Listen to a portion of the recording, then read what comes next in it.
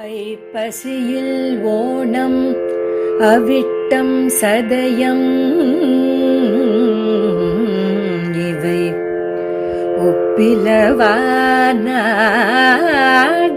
உலகத்தீர் எப்புவியும் பேசு புகழ் பொய்கையார் பூதத்தார் பேயாழ்வார் எப்புவியும் பேசு புகழ் பொய்கையார் பூதத்தார் பேயாழ்வார் தேசுடனே தோன்று சிறப்பால் ஐப்பசியில் ஓணம் அவிட்டம் சதயமிவை ஒப்பிலவானார்கள் உலகத்தீர் எப்புவியும் பேசு புகழ் பொய்கையார் பூதத்தார் பேயாழ்வார் தேசுடனே தோன்று சிறப்பால்.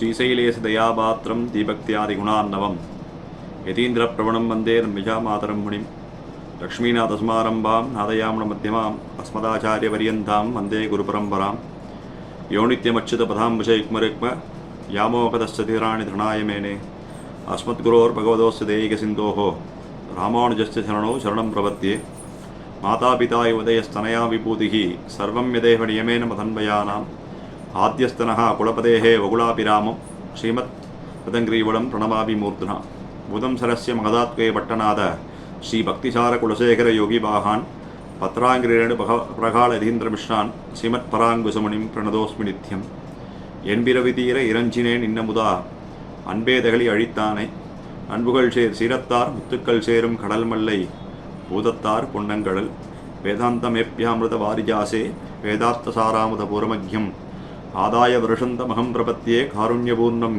கலிவைரிதாசம் ஸ்ரீகிருஷ்ணபாதபாதாப்யே நமாமி சிரசா சதா யப்பிரசாத பிரவாகேன சர்வசித்திரபூர்ணமா ஸ்ரீமத்கிருஷ்ணசமாத்வாய நமோ யாமுனசூனவே யத்கடாக்ஷைகலக்ஷாணாம் சுலபஸ்ரீதரஸ்ஸதா லோகாச்சாரியாய குரவே கிருஷ்ணபாதஸ்ய சூனவே சம்சாரபோகி சந்தஷ்ட ஜீவஜீவாதவே நமஹ மண்ணுயிர்காளிங்கே மணவாள மாமுனிவன் பொன்னடியாம் செங்கமலப் போதுகளை உன்னிச் சிரத்தாலே தீண்டில் அமானவனும் நம்மை கரத்தாலே தீண்டல் கடன் ஆழ்வார்கள் வாழி அருளிச்செயல் வாழி தாழ்வாதுமில் குறவர்தாம் வாழி ஏழ்பாறு மொய்ய அவர்கள் உரைத்தவர்கள் தாம் வாழி செய்யமறை தன்னுடனே சேர்ந்து. சேப்பதியான எம்பெருமான் அவனுடைய அவதார மகிமைகளிலே பற்பளவாக அவதரிக்கிறான் எம்பெருமான்.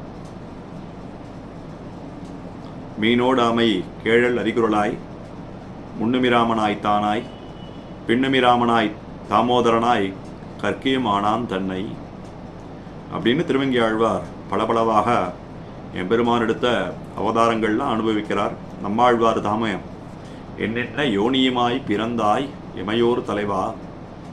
அதாவது இந்த மனிதன் அவன் பிறக்க அஞ்சக்கூடிய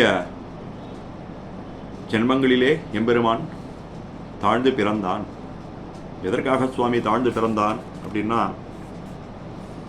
எம்பெருமானுக்கு இந்த அடியார்கள் எல்லாம் திருத்தணும் அப்படின்னு ஒரு எண்ணம்.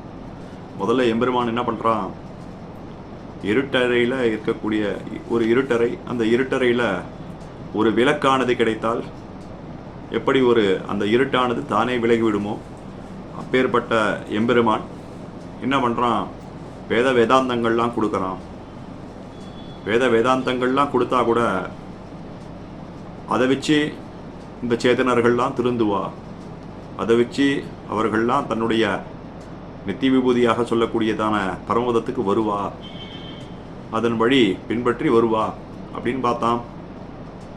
அப்படி யாரும் வரா மாதிரி தெரியல. சரி, ஒரு காட்டில் போய் வேட்டையாடணும் அப்படின்னா அந்த அரசன் நகரத்திலேயே இருந்தானாக்க முடியாது. அவன் என்ன பண்ணணும் அப்படின்னா, அந்த காட்டின் உள்ளுக்குள்ளே போய் அங்கே நடக்கக்கூடியதான மிருகங்கள்லாம் வேட்டையாடணும். இப்போ வேட்டையாடும்போது இந்த காட்டுக்குள்ளே போய் தானே ஆகணும். அப்போ என்ன பண்ணுறான், சரி நம்ம அங்கே மேலே இருந்தானாக்கா எல்லாருமே என்ன நினச்சுன்றா, நம்மளை எம்பெருமான் பரத்வன் அவனை ரொம்ப மேலானவன் நினச்சிட்டு இருக்கா. சரி நம்ம அவதாரம் எடுப்போம் அப்படின்னு சொல்லி எம்பெருமான் என்ன பண்ணுறான், கீழே இறங்கி வரான். எதற்காக இறங்கி வரான் அப்படின்னாக்கா, ஒரு விருத்தாந்தம், அழகான விருத்தாந்தம் சொல்கிறான் நமது பெரியோர்கள். ஒரு குழந்தையானது ஒரு கிணத்தடியிலே விழுந்து விட்டால் அந்த தாயானவள் எப்படி பத்தி கொண்டு அந்த கிணற்றுக்குள்ளே விழுவாளோ அப்படி எம்பெருமான் தானே பற்பல அவதாரங்களாக அவதரிக்கிறான் நமக்காக. ஆனால் நம்ம என்ன நினைக்கிறோம் அப்படின்னாக்கா, அப்போ இருக்கக்கூடியதான சேத்தனர்கள்லாம் நம்மலாம் என்ன நினச்சோம் அப்படின்னாக்கா, எம்பெருமானை பார்த்து மேலே இருக்கும்போது மேலானவன் நினச்சோம். கீழே எம்பெருமான் இங்கே அவதரித்தான். இந்த அவதரிச்சான்னொடனே என்ன பண்ணுறோம் அப்படின்னாக்கா, நம்ம போலவே சஜாதியன், ஐயோ இவனா, இதே எம்பெருமான் தானே கீதையிலேயே தெரிவிக்கிறான், என்ன போய் நான் இப்படி தாழ பிறக்கிறதுனால இவா என்ன நினச்சிட்டா, சேத்தனர்கள்லாம் நம்மள ஒத்தந்தானே அப்படின்னு நினச்சிட்டான். சரி எப்படி இவாளை திருத்துறது அப்படின்னா, ஒரு மிருகத்தை விற்று மற்றொரு மிருகத்தை வேட்டையாடுமா போலே. அதாவது ஒரு மான் இருக்கு, அந்த மானை ஒரு வேடனானவன் வேட்டையாட வேண்டும் அப்படின்னா என்ன பண்ணுறான் அப்படின்னா, அங்கே இருக்கக்கூடியதான மிருகம், அந்த மிருகத்தை வைத்து அது அவன் வளர்த்து வச்சுருப்பான். ஒரு மான் இல்லைனா ஒரு மிருகத்தை வச்சு வேட்டையாடுறதுக்காக வளர்த்து வச்சுருப்பான். வளர்த்து வைக்கிற சமயத்தில் என்ன பண்ணுவோம் அப்படின்னாக்கா, அங்கே வேட்டையாடும்போது இந்த மானை முன்னிறுத்தி அந்த ஆடக்கூடியதான மிருகத்தை வேட்டையாடுவான். அப்போ பார்க்கும்போது என்ன நினைக்கும் அப்படின்னாக்கா, அந்த மிருகமானது என்ன நினைக்கும் அப்படின்னாக்கா, வேட்டையாடக்கூடியதான மிருகமானது என்ன நினைக்கும் அப்படின்னா, அட நம்ம மிருகம்தான் இங்கே இருக்குது அப்படின்னு நினச்சிக்குமா. அதை பார்த்த உடனே என்ன ஆகும், தன்னிடையே வந்து சேரும். அப்படி என்ன பண்ணான் அப்படின்னாக்கா, இந்த உலகத்திலேயே இருக்கக்கூடியதான ஆழ்வார்கள் எப்பேற்பட்டவர்கள் அப்படின்னா, நம்ம ஆழ்வார் தாமே சொல்கிறார், மாறி மாறி பலபிறப்பும் பிறந்து அடியடைந்துள்ளம் தேறி ஏரில் இன்பத் திருவெள்ளம் யான் மூழ்கினன். அதாவது இங்கே இருக்கக்கூடியதான சேத்தனர்கள்லேயே ஒருவரானவர் நம்மாழ்வார். அவருக்கு விசேஷ கடாட்சம் பண்ணினான், மயர்வர மதிநலம் அளித்தான். மாறி மாறி பலபிறப்பும் அப்படின்னா, ஒரு சாதாரணமாக ஒரு பல்லக்கு ஒன்று இருக்குது, ஒரு சுமையானது ஒன்று நம்ம தோளில் தாங்கிட்டு போகிறோம். இந்த பக்கம் தோல் வலிச்சா என்ன பண்ணுறோம் அப்படின்னாக்கா, அந்த சுமையானதை மற்றொரு பக்கம் மாற்றிக்கொள்கிறோம். அப்படி என்ன பண்ணுறோம், இந்த சேத்தனர்கள்லாம் அவ பண்ண புண்ணிய பாபத்துக்கு ஏற்ப ஒரு தோளில் இருந்து சுமையை மற்றொரு தோள்களுக்கு ஏற்றிக்கொள்கிறார்கள். அடிய அடைந்து உள்ளம் தேறி ஈரிலின்பத் திருவெள்ளம் யான் மொழிகினன். சரி சுவாமி, ஆழ்வார் இவ்வளோ தூரம் திருவாய்மொழி அருளி செஞ்சாரே, ஆழ்வார் என்ன பிரயத்தனம் பட்டு இந்த ஞானத்தை சம்பாதித்தார் அப்படின்னா, ஒன்றுமே பண்ணல. ஆழ்வார் எம்பெருமானே அந்த சேத்தனரை தேர்ந்தெடுத்து அந்த சேத்தனருக்கு விசேஷமான கடாட்சத்தை பண்ணினான் எம்பெருமான். இவ்வாறாக நமது முதல் 3000 இப்படி அருளி செய்யப்பட்டவை, அப்படியே ஆழ்வார் ஞானம் பிறந்த பின்பு அருளி செய்தப்பட்டவை தான் இந்த அருளி செயல் 4000 திவ்ய பிரபந்தம். அதை கொண்டு என்னாது அப்படின்னாக்கா, ஆச்சாரியர்கள் மூலமாக எம்பெருமானுக்கு பற்பல சேத்தனர்கள் அடிமைப்பட்டு கொண்டிருக்கிறார்கள். கைங்கரியம் நித்தியமாக எம்பெருமானுக்கு கிடைக்க வழியும் செய்யப்பட்டு இருக்கிறது. இப்படி பிறந்தவர்களிலே எம்பெருமான் விசேஷ கடாட்சம் செய்தவர்களிலே தலைப்பட்டவர்கள் முதலாழ்வார்கள். மத்துள்ள ஆழ்வார்களுக்கு முன்னே வந்துதித்து நர்த்தமிழால் நூல் செய்து நாட்டை வைத்த பெத்திமையோர் என்னும் முதலாழ்வார்கள் என்னும் பெயரிவர்க்கு இன்னதுலகத்தே திகழ்ந்து அப்படின்னு மணவள மாமணிகள் தாமே அருளி செய்திருக்கக்கூடியதான நிலை. இன்றைய அனுபவமான 2ஆம் திருவந்தாதி முதல் 10 பாசுரங்களிலே நாம் எப்படி அனுபவிக்க போகிறோம் அப்படின்னா, நம்பிள்ளையுடைய வியாக்கியானம் கொண்டு இந்த முதல் 10 பாசுரங்களிலே நாம் அனுபவிக்கப் போகிறோம். அதாவது உபதேச திருமாலை பாசுரங்களிலே, நஞ்சியர் செய்த வியாக்கியைகள் 4 எஞ்சாமை யாவைக்கும் இல்லையே, தம்சீரால் வையகுருவின் தம்பி மண்ணு மணவாள முனி செய்யும் அவை தாமும் சில அப்படின்னு மணவாள மாமணிகள் தாமே அருளி செய்திருக்கிறார். அப்படி பார்க்கும்போது இந்த வியாக்கியானங்கள்லாம் அங்கே சொல்லப்படலையே. அதாவது அந்த பிரலோகம் ஜீயர் வியாக்கியானத்திலையுமே என்ன சொல்லப்பட்டிருக்கு அப்படின்னாக்கா, தம்சீரால் வைய குருவின் தம்பி நஞ்சியர் செய்த வியாக்கியைகள் அப்படின்னு பார்த்தாக்கா திருப்பள்ளி எழுச்சிக்கு ஒரு வியாக்கியானம் நஞ்சியர் பண்ணிருக்கார். அதுக்கு அப்புறம் கண்ணீரன் சிறுத்தாம்புக்கு ஒரு வியாக்கியானம் பண்ணிருக்கார். அது தவிர வைய குருவின் தம்பி மண்ணு மணவாள முனி, அவர் அழகிய மணவாள பெருமாள் நாயனார் பிலலோகாச்சாருடைய அனுஜர். அவர் திருப்பாவைக்கும் கண்ணீரன் சிறுத்தாம்புக்கும் வியாக்கியானம் பண்ணியிருக்கிறார். பிற்காலத்தில் நமக்கு அமலநாதிபிரான் வியாக்கியானம் என்று நமக்கு காண கிடைக்கிறது. ஆனால் நம்பிள்ளையுடைய வியாக்கியானங்கள்லாம் எதை கொண்டு அறிகிறோம்? அந்த காலத்தில் அப்படி அருளி செய்கிறார் அப்படின்னாக்கா அதுலேயே மனோள மாமிகள் பிரலோகம் ஜீயர் தாமே குறிப்பிட்டிருக்கிறார். பின்புள்ளவற்றையும் பார்த்து கொள்ள வேண்டும். அதாவது அப்போ கிடைச்ச வரைக்கும் அவர் அருளி செய்தார். அந்த கலாப காலத்தில் ஒவ்வொரு ஓலைச்சுவடிகள்லாம் எங்கெங்கேயோ போய் தங்கி எடுத்து அதுக்கப்புறம் ஒன்று சேர்த்தார் மனோள மாமிகள். அப்போ எவ்வளோ முடியுமோ அவ்வளோ ஒன்று சேர்த்தார். அதுக்கப்புறம் இப்போ நமக்கு விசேஷமாக கிடைக்கக்கூடியதான இந்த நம்பிள்ளையுடைய வியாக்கியானம் முதல் 4 திருவந்தாதிகளுக்கு நம்பிள்ளையுடைய வியாக்கியானமானது அமைந்திருக்கிறது. இதை நமக்கு ஓலைச்சுவடியிலிருந்து நமக்கு வியாக்கியானத்தை மீட்டு கொடுத்தவர் ஸ்ரீமானுவே மண்டைய மணந்தாம்பிள்ளை வெங்கடகிருஷ்ணமாச்சார் சுவாமி. அவர் என்ன பண்ணார் அப்படின்னாக்கா, இந்த ஓலைச்சுவடிகள்லேருந்து எடுத்து இந்த வியாக்கியானங்களை நமக்காக நம்பிள்ளை அருளி செய்த அந்த முதல் இயற்பா வியாக்கியானங்கள் அப்படின்னு சொல்லி ஒரு புஸ்தகமாக வெளியிட்டார். அந்த புஸ்தகத்திலே என்ன கிடைக்கிறது அப்படின்னா, இயற்பாவுக்கு முதல் 3000க்கு 4000க்குமே வியாக்கியானம் அருளி செய்தார் சுவாமி பெரியவாச்சான் பிள்ளை. இயற்பாக்கு வியாக்கியானமானது எப்படி அமைந்திருக்கிறது இயற்பாக்கு அப்படின்னாக்கா, பெரியவாச்சான் பிள்ளை வியாக்கியானம் மிகவும் கொஞ்சம் சங்கிரகமாக தான் அமைஞ்சிருக்கு. ஆனால் இதே நம்பிள்ளையுடைய வியாக்கியானம் எப்படி அமைஞ்சிருக்கு அப்படின்னாக்கா கொஞ்சம் விஸ்தாரமாக அமைந்திருக்கிறது. நாம் பற்பரவாக இதை கொண்டு அனுபவிக்கலாம். இந்த முதல் 3 ஆழ்வார்கள் இருக்காளே, இந்த முதல் 3 ஆழ்வார்களும் எப்பேற்பட்டவர்கள் அப்படின்னா பிரமாதா, அதாவது இந்த பிரபந்தத்தை அருளி செய்த பிரமாதாக்கள். இவர்கள் எப்பேற்பட்டவர்கள் அப்படின்னா இவர்கள் அயோனிஜர்கள், அதாவது ஒரு தாய் வயிற்றிலிருந்து பிறவாதவர்கள்.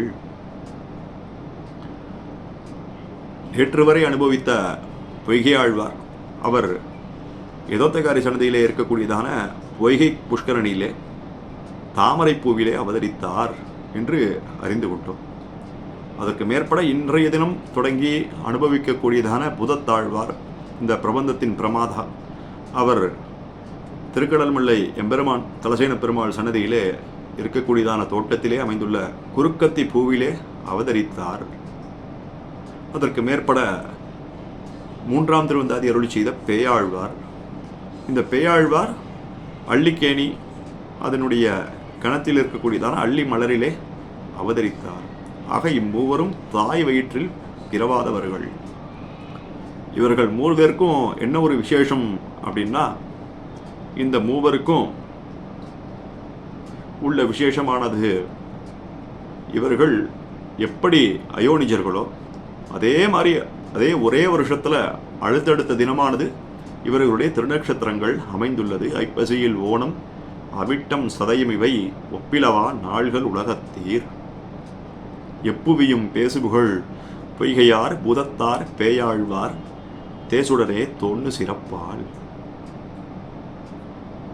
அது மட்டும் இல்லாமல் பூதத்தாழ்வாருக்கு என்ன ஒரு விசேஷம் அப்படின்னாக்க, கடல் வண்ணன் பூதங்கள் மண்மேல் எம்பெருமானுடைய அடியார்கள் அவர்கள் பூதம் என்று கொள்வோம். அதனால் அவருக்கு கடல் வண்ணன் பூதங்களே அவருக்கு அவர் என்ன பண்ணார் அப்படின்னாக்கா, அந்த பெயரை இயற்கையாகவே இவருக்கு கடல் வண்ணன் பூதம்ங்கிறது மறுவி பூதத்தாழ்வார், பூதத்தார் அன்புகள் சேர் பூதத்தார் சீலத்தார் முத்துக்கள் சேரும் கடல் மல்லை பூதத்தார் என்று அனுபவித்துக் கொண்டிருக்கிறார்கள். இந்த முத்தானது எப்படி இருக்கும் அப்படின்னாக்கா மிகவும் குளிர்ச்சியாக இருக்கும். சாதாரணமாகவே ஒரு முத்தானது ரொம்ப பழைய காலத்தில் எல்லாம் பண்ணுவோம் அப்படின்னாக்கா, ஒருத்தனுக்கு ரொம்ப வெப்பம் ஜாஸ்தியாக போயிடுத்து உடம்புல அப்படின்னாக்கா அவனுக்கு முத்து மாலையை அணிந்து கொள்வார்கள். எம்பெருமானையும் நம்ம முத்தே மணி மாணிக்கமே ஆழ்வாரையும் சொல்கிறோம். எம்பெருமானை எதனால் சொல்கிறோம் அப்படின்னா, எம்பெருமானுக்கு இந்த சௌசீல்ய குணங்கள்லாம் மிகவும் நிரம்பி உடையவன். எந்நேரமும் குளிர்ச்சியாகவே எம்பெருமான் இருப்பான். சீலத்தார் முத்துக்கள் தனியின் வியாக்கியானத்தில் நமக்கு காட்டியிருக்கிறார். பிள்ளைலோகம் ஜீர் என்ன காட்டிருக்கார் அப்படின்னாக்கா, அதில் எம்பெருமானையும் இந்த கடற்கரையாக அமைந்துள்ளது இந்த கடல் மல்லை என்ற ஒரு திவ்யதேசம். இந்த திவ்யதேசத்தில் என்ன ஆகும் அப்படின்னாக்கா, அலைகள்லாம் அங்கே அந்த துறைமுகத்தில், பல்லவர்களுடைய துறைமுகம் அது, அந்த துறைமுகத்தில் என்ன ஆகும் அப்படின்னாக்கா, பெரிய பெரிய முத்துக்கள்லாம் அலையில் அடிச்சுன்னு வந்து அந்த கரையை கொண்டு போய் சேர்க்குமா. அப்பேற்பட்ட ஒரு முத்து யார் அப்படின்னாக்கா, ஷீராப்திலேருந்து அடிச்சுன்னு வந்த நமக்கு திருக்கடல் மல்லை எம்பெருமானான தலசைனம் எம்பெருமான். அதற்கு மேற்பட என்ன முத்தானது கரை ஒதுங்கியது அப்படின்னாக்கா, இந்த பொன்னங்கடல் உடையதான இந்த பூதத்தார். இந்த பூதத்தார் ஆகிய முத்து இந்த திருக்கடல் மல்லை கடலிலே நமக்கு எம்பெருமான் ஒதுக்கி சேத்தனர்களை உய்வடியும்படி செய்தான். இந்த திருக்கடல் மல்லை திவ்யதேசத்துக்கு என்ன ஒரு பெருமை அப்படின்னா, திருமங்கையாழ்வார் 20 பாசுரங்களாலே இந்த திருக்கடல் மல்லை எம்பெருமானை மங்களாசாசனம் செய்துள்ளார். பூதத்தாழ்வாரும் ஒரு பாசுரத்தாலே இந்த எம்பெருமானை மங்களாசாசனம் செய்துள்ளார்கள். தமருள்ளம் தஞ்சை தலையரங்கம் தன்காள் தமருள்ளம் தன் பொறுப்பு வேலை தமருள்ளம் மாமல்லை கோவில். தமருள்ளம் அதாவது மாமல்லை என்று இடக்கூடியதான திவ்யதேசம். அதை இட்டு சொல்லும்போது என்ன சொல்கிறார் அப்படின்னாக்கா, பாகவத உத்தமர்கள் நிறைந்த மாமல்லை. ஒரே ஒரு வார்த்தை தான் அருளி செய்தார் புதத்தாழ்வார். அதை கொண்டு 10 பாசுரங்களாலே இந்த மாமல்லையை மங்களாசாசனம் செய்துள்ளார் திருமங்கியாழ்வார். பாகவத பிரபாவம் அது நன்னாத வாழவுடர் என்கிற தொடங்கக்கூடியதான பதிகம் அது நமக்கு கோவில் திருமொழி பதிகமாகவும் அமைந்துள்ளது. இந்த 3 ஆழ்வார்களுக்கும் என்ன ஒரு விசேஷம் அப்படின்னா, இந்த 3 ஆழ்வார்களும் பரத்வத்திலே ஊன்றியிருப்பார்கள். அதாவது எல்லா குணத்தையுமே இவர்கள் அருளி செய்வார்கள், எல்லா குணத்திலையுமே ஆழங்கால் பட்டிருப்பார்கள். ஆனால் எம்பெருமானுடைய பரத்வத்தை பார்க்கிற சமயத்திலே, மற்ற குணங்களை பார்க்கிற சமயத்திலே எம்பெருமானுடைய பரத்வத்தில் ஊன்றி இருப்பார்கள். அதற்கு மேற்பட என்ன ஒரு பெருமை அப்படின்னாக்கா, இவர்கள் பொற்கால் பதித்தவர்கள். எம்பெருமானுடைய ஆழ்வார்கள் கோஷ்டியிலே தலையானவர்கள் இந்த முதல் 3 ஆழ்வார்கள். இந்த முதல் 3 ஆழ்வார்களுடைய பிரபந்தங்களிலே இட்டுத்தான் மற்ற ஆழ்வார்கள் நம்முடைய தரிசனத்தை பிரஸ்தாபித்தார்கள் என்று பெரியவர்கள் அருளி செய்வார்கள். முதல்ல இப்பெல்லாம் சொல்றாளே, எல்லாருமே தமிழன் அப்படின்லாம் விருதுகள்லாம் கொடுத்துக்கிறாளே, அந்த காலத்திலே என்ன சொல்லுகிறார் அப்படின்னாக்கா, இந்த 3 ஆழ்வார்களுக்கும் மிக அருமையாக திருநாமம் அமைந்துள்ளது. முதலாழ்வாரான பொய்யாழ்வாருக்கு கவிஞர் போரேறு, 2வது ஆழ்வாரான இந்த புதத்தாழ்வாருக்கு பெருந்தமிழன், 3வது ஆழ்வாரான பேயாழ்வாருக்கு தமிழ் தலைவன். இத்தகைய ஒரு திருநாமங்கள் இந்த முதல் 3 ஆழ்வார்களுக்கு ஏற்பட்டு இருக்கிறது. அது மட்டும் இல்லாமல் எம்பெருமானிடத்தில் செய்யக்கூடியதான ஞானத்தமிழ், அதாவது எம்பெருமான் அருளிய ஞானத்தை கொண்டு இவர் என்ன பண்றார் அப்படின்னாக்க, பரஞானமாக அருளி செய்கிறார் இந்த 2ஆம் திருவந்தாதியை. முதலிலே அவதாரிகை நாம் அனுபவிப்போம். இந்த முதல் திருவந்தாதிலே நமக்கு காட்டக்கூடியதான ஒரு விஷயம், அதாவது இந்த முதல் 3 ஆழ்வார்கள் ஓடித்திரியும் யோகிகள். அதாவது ஒரு இடத்துல இருக்கவே மாட்டா, எம்பெருமானை புகழ் பாடிக்கொண்டு அங்கெங்கே ஓடி திரிவார்கள் இந்த ஆழ்வார்கள். நம்மாழ்வாரும் இவரை பற்றி அருளி செய்யும் போது செஞ்சொற்கவிகாள் அப்படின்னு அருளி செய்கிறார். திருமங்கி ஆழ்வாரும் அங்காங்கரும்பி கண்ணீர் சோர்ந்து அன்பு கூறும் அடியவர்களுக்கு ஆரமுதம் ஆனான் தன்னை. திருக்கோவலூர் எம்பெருமான் எப்படி இருக்கான் அப்படின்னாக்கா, தாங்கரும்போர் மாலிபடப் பறவையூர்ந்து தராதலத்தோர் தலைமுடித்த தன்மையானை அங்காங்கரும்பிக் கண்ணீர் சோர்ந்து அன்பு கூறும் அடியவர்களுக்கு ஆரமுதம் ஆனான் தன்னை. இந்த எம்பெருமான் வேதாந்தாச்சாரம் அனுபவிக்கிறார். இந்த எம்பெருமானிடத்துல ஒரு கரும்பானது எப்படி இந்த கரும்பு சக்கை மிஷின் இருக்கு, அந்த மிஷின்குள்ள மாட்டின்டா அதனுடைய மொத்த சக்கையெல்லாம் பொழியுமோ அதே மாதிரி இந்த ஆழ்வார்களுக்குள்ளே எம்பெருமான் சிக்குண்டு அவருடைய வாரி பொழிந்தான். நம்மாழ்வாரை பற்றி சொல்லும்போது ஆழ்வாரை, அதாவது அந்த திருமேனியோடையே ஆசைப்பட்டான் எம்பெருமான் அப்படின்னு கீழ்கண்ட திருவாய்மொழிகள்லாம் நாம் போன சரித்திரங்கள்லாம் அனுபவித்தோம்.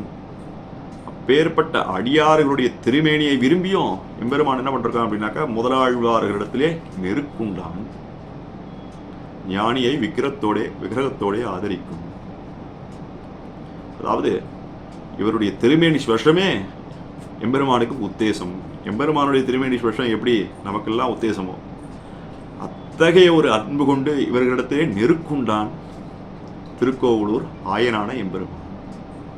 முதலாழ்வார் நமக்கெல்லாம் தெரிஞ்ச கதை தான். அதாவது முதலாழ்வார் என்ன பண்ணுறார் அப்படின்னாக்கா பொய்கை ஆழ்வார் அவர் திருக்கோவலூர் என்கிற சொல்கிற ஊரிலே பிருகண்டு மகரிஷி என்கிற ஒரு ஆசிரம். நல்லா மழை பெய்யறது. மழை பெய்யும் போது திருக்கோவலூர் ஆசிரமத்துக்கு பிருகண்டு மகரிஷி ஆசிரமத்துக்குள்ளே போகிறார். அங்கே போய் தங்கின்னு இருக்கார். அப்போ தங்கும்போது என்ன சொல்கிறார் அப்படின்னாக்கா அந்த இடத்துல ஒருத்தர் தான் படுத்துக்க முடியும். அப்போது அந்த பொய்கையாழ்வாரானவர் படுத்து கொண்டு இருக்கிறார். இப்போது வெளியில் மழை பெஞ்சு ஓசை கேட்டு ஒருத்தர் கதவு தட்டுறார். யாருன்னு பார்த்தோன்னாக்கா பூதத்தாழ்வார். அவர் பூதத்தாழ்வார் ஐப்பசி அவிட்டத்திலே குறுக்கத்தி நான்மலையிலே திருக்கடல் மல்லை திவிதேசத்திலே அவதரித்தவர். அப்பேற்பட்டவனான பூதத்தாழ்வார் என்ன பண்ணார் அப்படின்னாக்கா அவர் அந்த கதவெல்லாம் தட்டுறார். தட்டும்போது என்ன ஆகுது, எம்பெருமானை அனுபவிக்கிற எப்போதுமே இவர்கள்லாம் என்ன பண்ணுவோம் அப்படின்னாக்கா எம்பெருமானை அனுபவித்து கொண்டே இருப்பார்கள். எம்பெருமானை அனுபவிக்கிற சமயத்தில் என்ன பண்ணுவோம், தனியாக அனுபவிக்கக்கூடாது. போதைந்த பரஸ்பரம் மற்றொரு இடத்துல சேர்ந்து அனுபவித்தால் அது பெருமையாக கொள்ளப்படுகிறது. அப்படி தான் அனுபவிக்கணும், தனித்தே எம்பெருமானை அனுபவிக்கக்கூடாது. அப்போது அவரையும் உள்ளே வர வச்சார். உள்ளே வர வச்ச உடனே ரெண்டு பேரும் படுத்துக்கிற இடத்துல ரெண்டு பேரும் உட்கார்ந்துட்டு இருக்கா. கொஞ்ச நாளில் என்ன ஆச்சு அப்படின்னாக்கா இன்னொருத்தரான பேயாழ்வார், அதாவது திருவள்ளிக்கேணி மாடமாமைகளிலே அவதரித்தவர் இந்த பேயாழ்வார். இந்த பேயாழ்வாரும் உள்ளே வரார். உள்ளே வந்த உடனே ரெண்டு பேர் படுத்துட்டு இருக்கவா என்ன ஆச்சு அப்படின்னாக்கா மூணு பேர் நிற்க ஆரம்பிக்கிறா.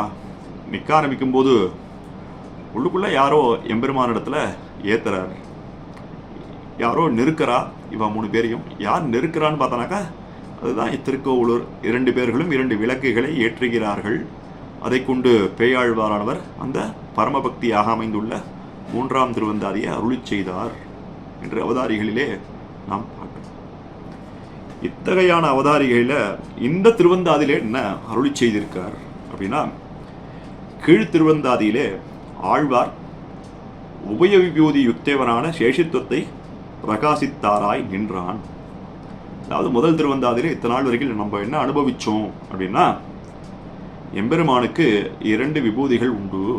ஒன்று நித்திய விபூதி, மற்றொன்று லீலா விபூதி. அந்த 2 விபூதிகளுக்கும் யார் தலைவன் அப்படின்னா எம்பெருமான் ஒருவனே தலைவனாக அமைந்துள்ளார். அப்போ என்னாச்சு, இந்த முதல் 3 ஆழ்வார்கள் பொய்கை ஆழ்வார் இந்த முதல் திருவந்தாதியை அருளி செய்தார். அதில் அருளி செய்த போது என்ன சொல்றார் அப்படின்னாக்கா எம்பெருமான் நித்திய விபூதிக்கும் லீலா விபூதிக்கும் நாதன் என்று அருளி செய்தார். அது போய் இவருடைய சேஷத்துவ ஞானத்துக்கு உறுப்பாய் அந்த ஞானம்தான் போய் பக்தி ரூபமாய் அமைந்தது. அது ஞான விஷயம், இது பக்தி விஷயம். அதாவது எம்பெருமான் அத்தகைய பிரபந்தத்தை அருளி செய்த உடனே அது என்னவாக அமைந்துள்ளது அப்படின்னாக்கா அது ஞான விஷயமாக அமைந்துள்ளது. அந்த ஞானத்துக்கு அடுத்த நிலையானது என்ன அப்படின்னாக்கா பக்தி நிலை. ஆக இந்த பக்தியாலே அவதரித்தது என்ன பிரபந்தம் அப்படின்னாக்கா 2ஆம் திருவந்தாதி என்று சொல்லக்கூடியதான பிரபந்தம். ஆக முதல் திருவந்தாதி ஞான விஷயம், 2ஆம் திருவந்தாதி அதுக்கு அடுத்த நிலையான பக்தி விஷயம்.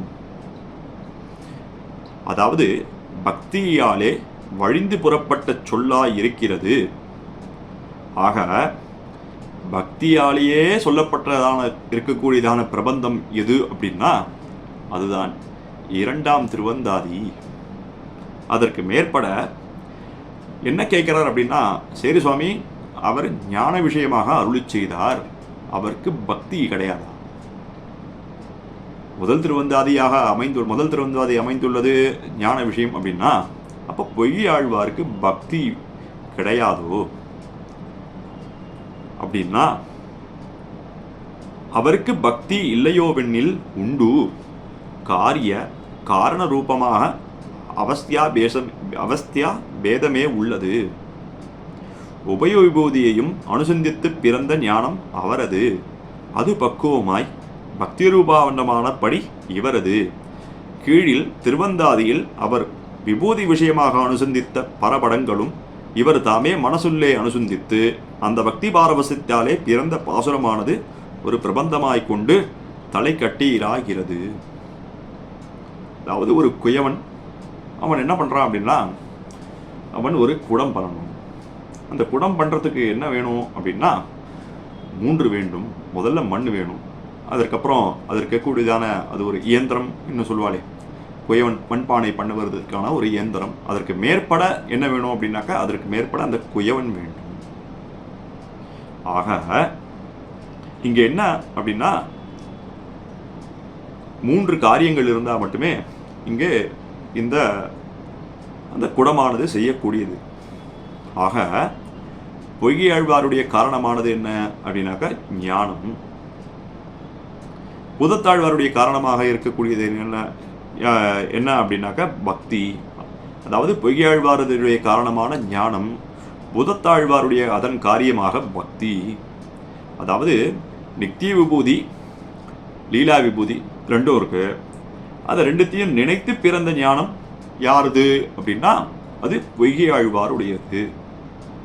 அந்த ஞானமானது என்ன அப்படின்னாக்கா அடுத்த நிலையை அடைந்து பக்தியாக வெளிப்பட்டது. அது யாருடையது அப்படின்னா அதுதான் பூதத்தாழ்வாருடையது.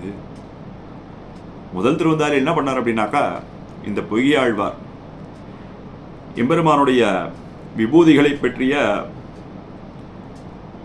பற்றி அனுசந்தித்தார். அந்த அனுசந்தித்த மாத்திரமே அது பூதத்தாழ்வார் தாமே மனதுக்குள்ளே நினைக்க அது பக்தியாக வெளிப்பட்டது. அதற்கு மேற்பட என்ன அப்படின்னாக்க முதல் திருவந்தாதியில் என்ன ஞானமானது சொல்லப்பட்டது, ஞான பிரபந்தம் அப்படின்னு சொல்றோமே, அந்த முதல் திருவந்தாதியில் என்ன ஞானமானது காட்டப்பட்டது அப்படின்னா எம்பெருமான் இந்த உலகத்திற்கே தலைவன், அவனுக்கு உலகம் உடைமை பொருளாக இருக்கும் என்று பரம்பொருளை பற்றிய ஞானமானது பரத்வ ஞானத்தை சொல்லிட்டு, எம்பெருமான் அவன் தலைவன், அவனுக்கு அடிமைப்பட்டது இந்த உலகம் அப்படின்னு எதில் சொல்லப்பட்டது அப்படின்னா முதல் திருவந்தாதியில சொல்லப்பட்டது. அந்த ஞானமே அவனை அடைவதற்கு உபாயம். எம்பெருமான அடைகிறதுக்கு என்ன உபாயம் சுவாமி அப்படின்னா எம்பெருமான பற்றின அறிவே அதற்கு உபாயம். அதற்கு மேற்பட எம்பெருமானே உபாயமாக அமைந்துள்ளதான். அதாவது இந்த இடத்துல ஒரு கேள்வி கேட்கிறார். என்ன அப்படின்னாக்கா உபாயம் வேறொன்றாய் உபேயம் வேறொன்றவாகவோ காண்கிறது, இப்படி கூடுமோ என்னில். என்ன சுவாமி இது? எம்பெருமான் உபாயம், அவனை பற்றி அவன் அடைகிறதுக்கு ஞானமே உபாயமாக இருக்கிறது அப்படின்னு சொல்கிறாரே. இங்கே உபாயம் உபேயம் ரெண்டுமே எம்பெருமான் தானே நம்ம பெரியோர்கள்லாம் சொல்கிறா. அப்படி இருக்கும்போது இங்கே உபாயம் வேறையா இருக்கு, உபேயம் வேறையா இருக்கு அப்படின்னும் அப்படி இருக்கும்போதோ காணப்படுகிறது. அதாவது உலகில் வழி ஒன்றாயும் அவ்வழியால் அடையப்படும் பயன் வேறொன்றாயும் அன்றோ காணப்படுகிறது. அப்படி இருக்கும்போது எம்பெருமானே உபாயம். அதாவது சககாரி காரணமும் நிமித்த காரணமும் சககாரி காரணமும் வெவ்வேறாயிருக்க காண நிற்கச் செய்தே திரிவித காரணமும் அவனாயிரே நின்றானே. சர்வசக்தியாலே அப்படியே இதுவும் கூடும். அதாவது உலகத்தில் என்ன பண்ணுறோம் அப்படின்னாக்கா, நமக்கு காட்டக்கூடியதான உபேயம் ரெண்டுமே வேறு வேறு வழியாக இருக்குது. ஆனால் இங்கே என்ன சொல்கிறோம் அப்படின்னாக்கா, எம்பெருமானே உபாயம், எம்பெருமானே அடையப்படும் பயன் என்பது எப்படி பொருந்தும் அப்படின்னா, எம்பெருமானே சர்வசக்தி யுக்தன், எம்பெருமானே எல்லாம் வல்லவனாகையால் அவனே உபாயம் அவனே பயம் என்பது பொருந்தும். உலகில் காண பொருள்களுக்கு என்ன பண்ணுறோம் அப்படின்னாக்கா, நிமித்த காரணம், அதுக்கப்புறம் சககாரி காரணம், உபாதான காரணம். அதாவது பார்த்தோமே, இந்த கொய்யவன், அந்த இயந்திரம், இந்த மண், இது மூணும் வெவ்வேறாக இருக்க செய்து எம்பெருமான் எல்லா வல்லவன் ஆகியாலே, சர்வஜன் ஆகியாலே என்ன பண்ணுறான் அப்படின்னாக்கா, எம்பெருமான் அவனே எல்லாவற்றுக்கும் காரணமாக ஆகிறான். அதுபோலவே உபாயமும் அவனே, உப்பேயமும் அவனே. அதாவது சாமியத்தில் உள்ளது விசேஷத்திலும் உண்டிருக்குமே. அகில ஜெகத் சுவாமின் என்றால் அச்மத் சுவாமின் என்ன கடவுதீர்களே. பொதுவானவற்றில் உள்ளது தனிப்பட்டவற்றிலும் விசேஷத்திலும் இருக்குமென்றோ. அகில ஜெகத்திற்கும் எம்பெருமான் தலைவன் என்று பொதுவாக சொன்னால், அந்த ஜெகத்துக்கு உட்பட்டவரான தமக்கும் அவன் தலைவன் என்று கூற வேண்டாமென்றோ. அதாவது இந்த உலகத்துக்கே அவன் தலைவன் அப்படின்னு, எம்பெருமான் தான் தலைவன் அப்படின்னு சொன்னால், நமக்கும் எம்பெருமான் தலைவன் அப்படின்னு தனியாக எங்கும் சொல்ல வேண்டாமே. அவனை அடைவதற்கு சாதனம் தம்மிடம் இல்லாமல் அவனே சாதனமாக்கையால் அது முதிர்ந்தருளும் அவனையே எதிர்பார்க்க வேண்டாம் என்றோம். அதாவது அவனை அடைவதற்கு என்ன வழி அப்படின்னா, அவனே வழி. எம்பெருமானை அடைவதற்கு மற்றொன்று வழியானது கிடையாது. எம்பெருமானை அடைவதற்கு அவனே வழியாகவும் இருக்கிறான். இது விஷயமா குருகை காவலப்பன்னா அவர் நாதமுனிகளுடைய சிஷியர்.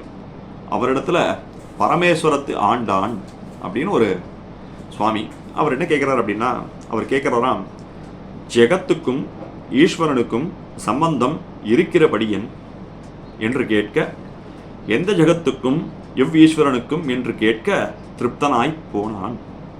குருகை காவலப்பன் பக்கலிலே பரமேஸ்வர மங்களத்து ஆண்டான் சென்று, ஜெகத்துக்கும் ஈஸ்வரனுக்கும் சம்பந்தம் இருக்கிறபடியன் என்று கேட்க, எஜகத்துக்கும் எவ்வீஸ்வரனுக்கும் என்று கேட்க திருப்தனாய் போனான். இப்போ என்ன பண்றார் அப்படின்னாக்கா, அந்த பரமேஸ்வரத்து மங்களத்து ஆண்டான் என்ன கேட்கிறார், குருகை காவலப்பன் இடத்துல, இந்த உலகத்திற்கும் இறைவனுக்கும் உள்ள தொடர்பு என்ன அப்படின்னு கேட்க, மறுபடியும் குருகை காவலப்பன் என்ன பதில் சொல்றார் அப்படின்னா, எந்த உலகத்துக்கும் எந்த ஈஸ்வரனுக்கும் உள்ள தொடர்பை நீ கேட்கிறாய். ஆக இதுல என்ன தெரியுது அப்படின்னாக்கா, இந்த உலகமானது வேறு, ஈஸ்வரன் வேறல்ல என்பது கருத்து.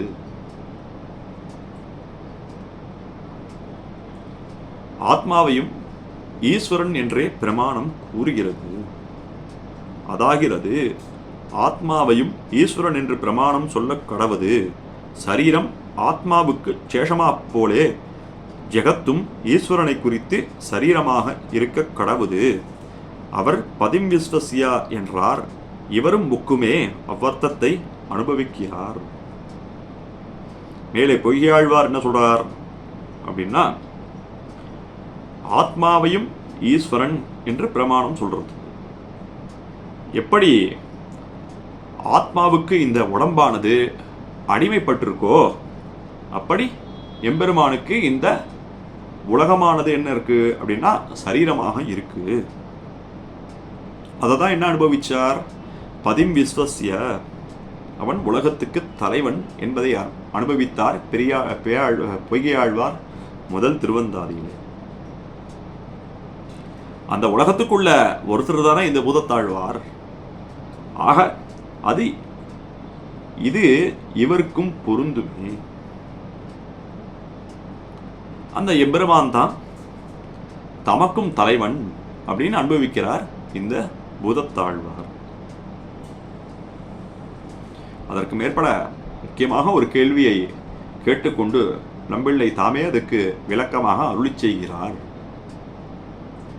ஏக கிருத்தத்துவமாக இருக்க வேண்டாமோ? பின்னுகிருத்தமாய் அத்திருவந்தாதி ஒருவருதுமாய் இத்திருவந்தாதி ஒருவருதுமாயென்றோ இருக்கிறது. அதனுடைய அனந்தரம் பிறந்த அவஸ்தையை சொல்லவோம் எண்ணில் திரிமுக்தியா காரணமும் மூவர் செய்து கூட இருக்கச் செய்தே ஏகசாஸ்திராமயிரே. ஞானமானது முதிர்ந்துதான் பக்தியாக ஆச்சு அப்படின்னு சொல்ற. சரி சுவாமி, ஞானமானது முதிர்ந்து பக்தியாக ஆச்சு.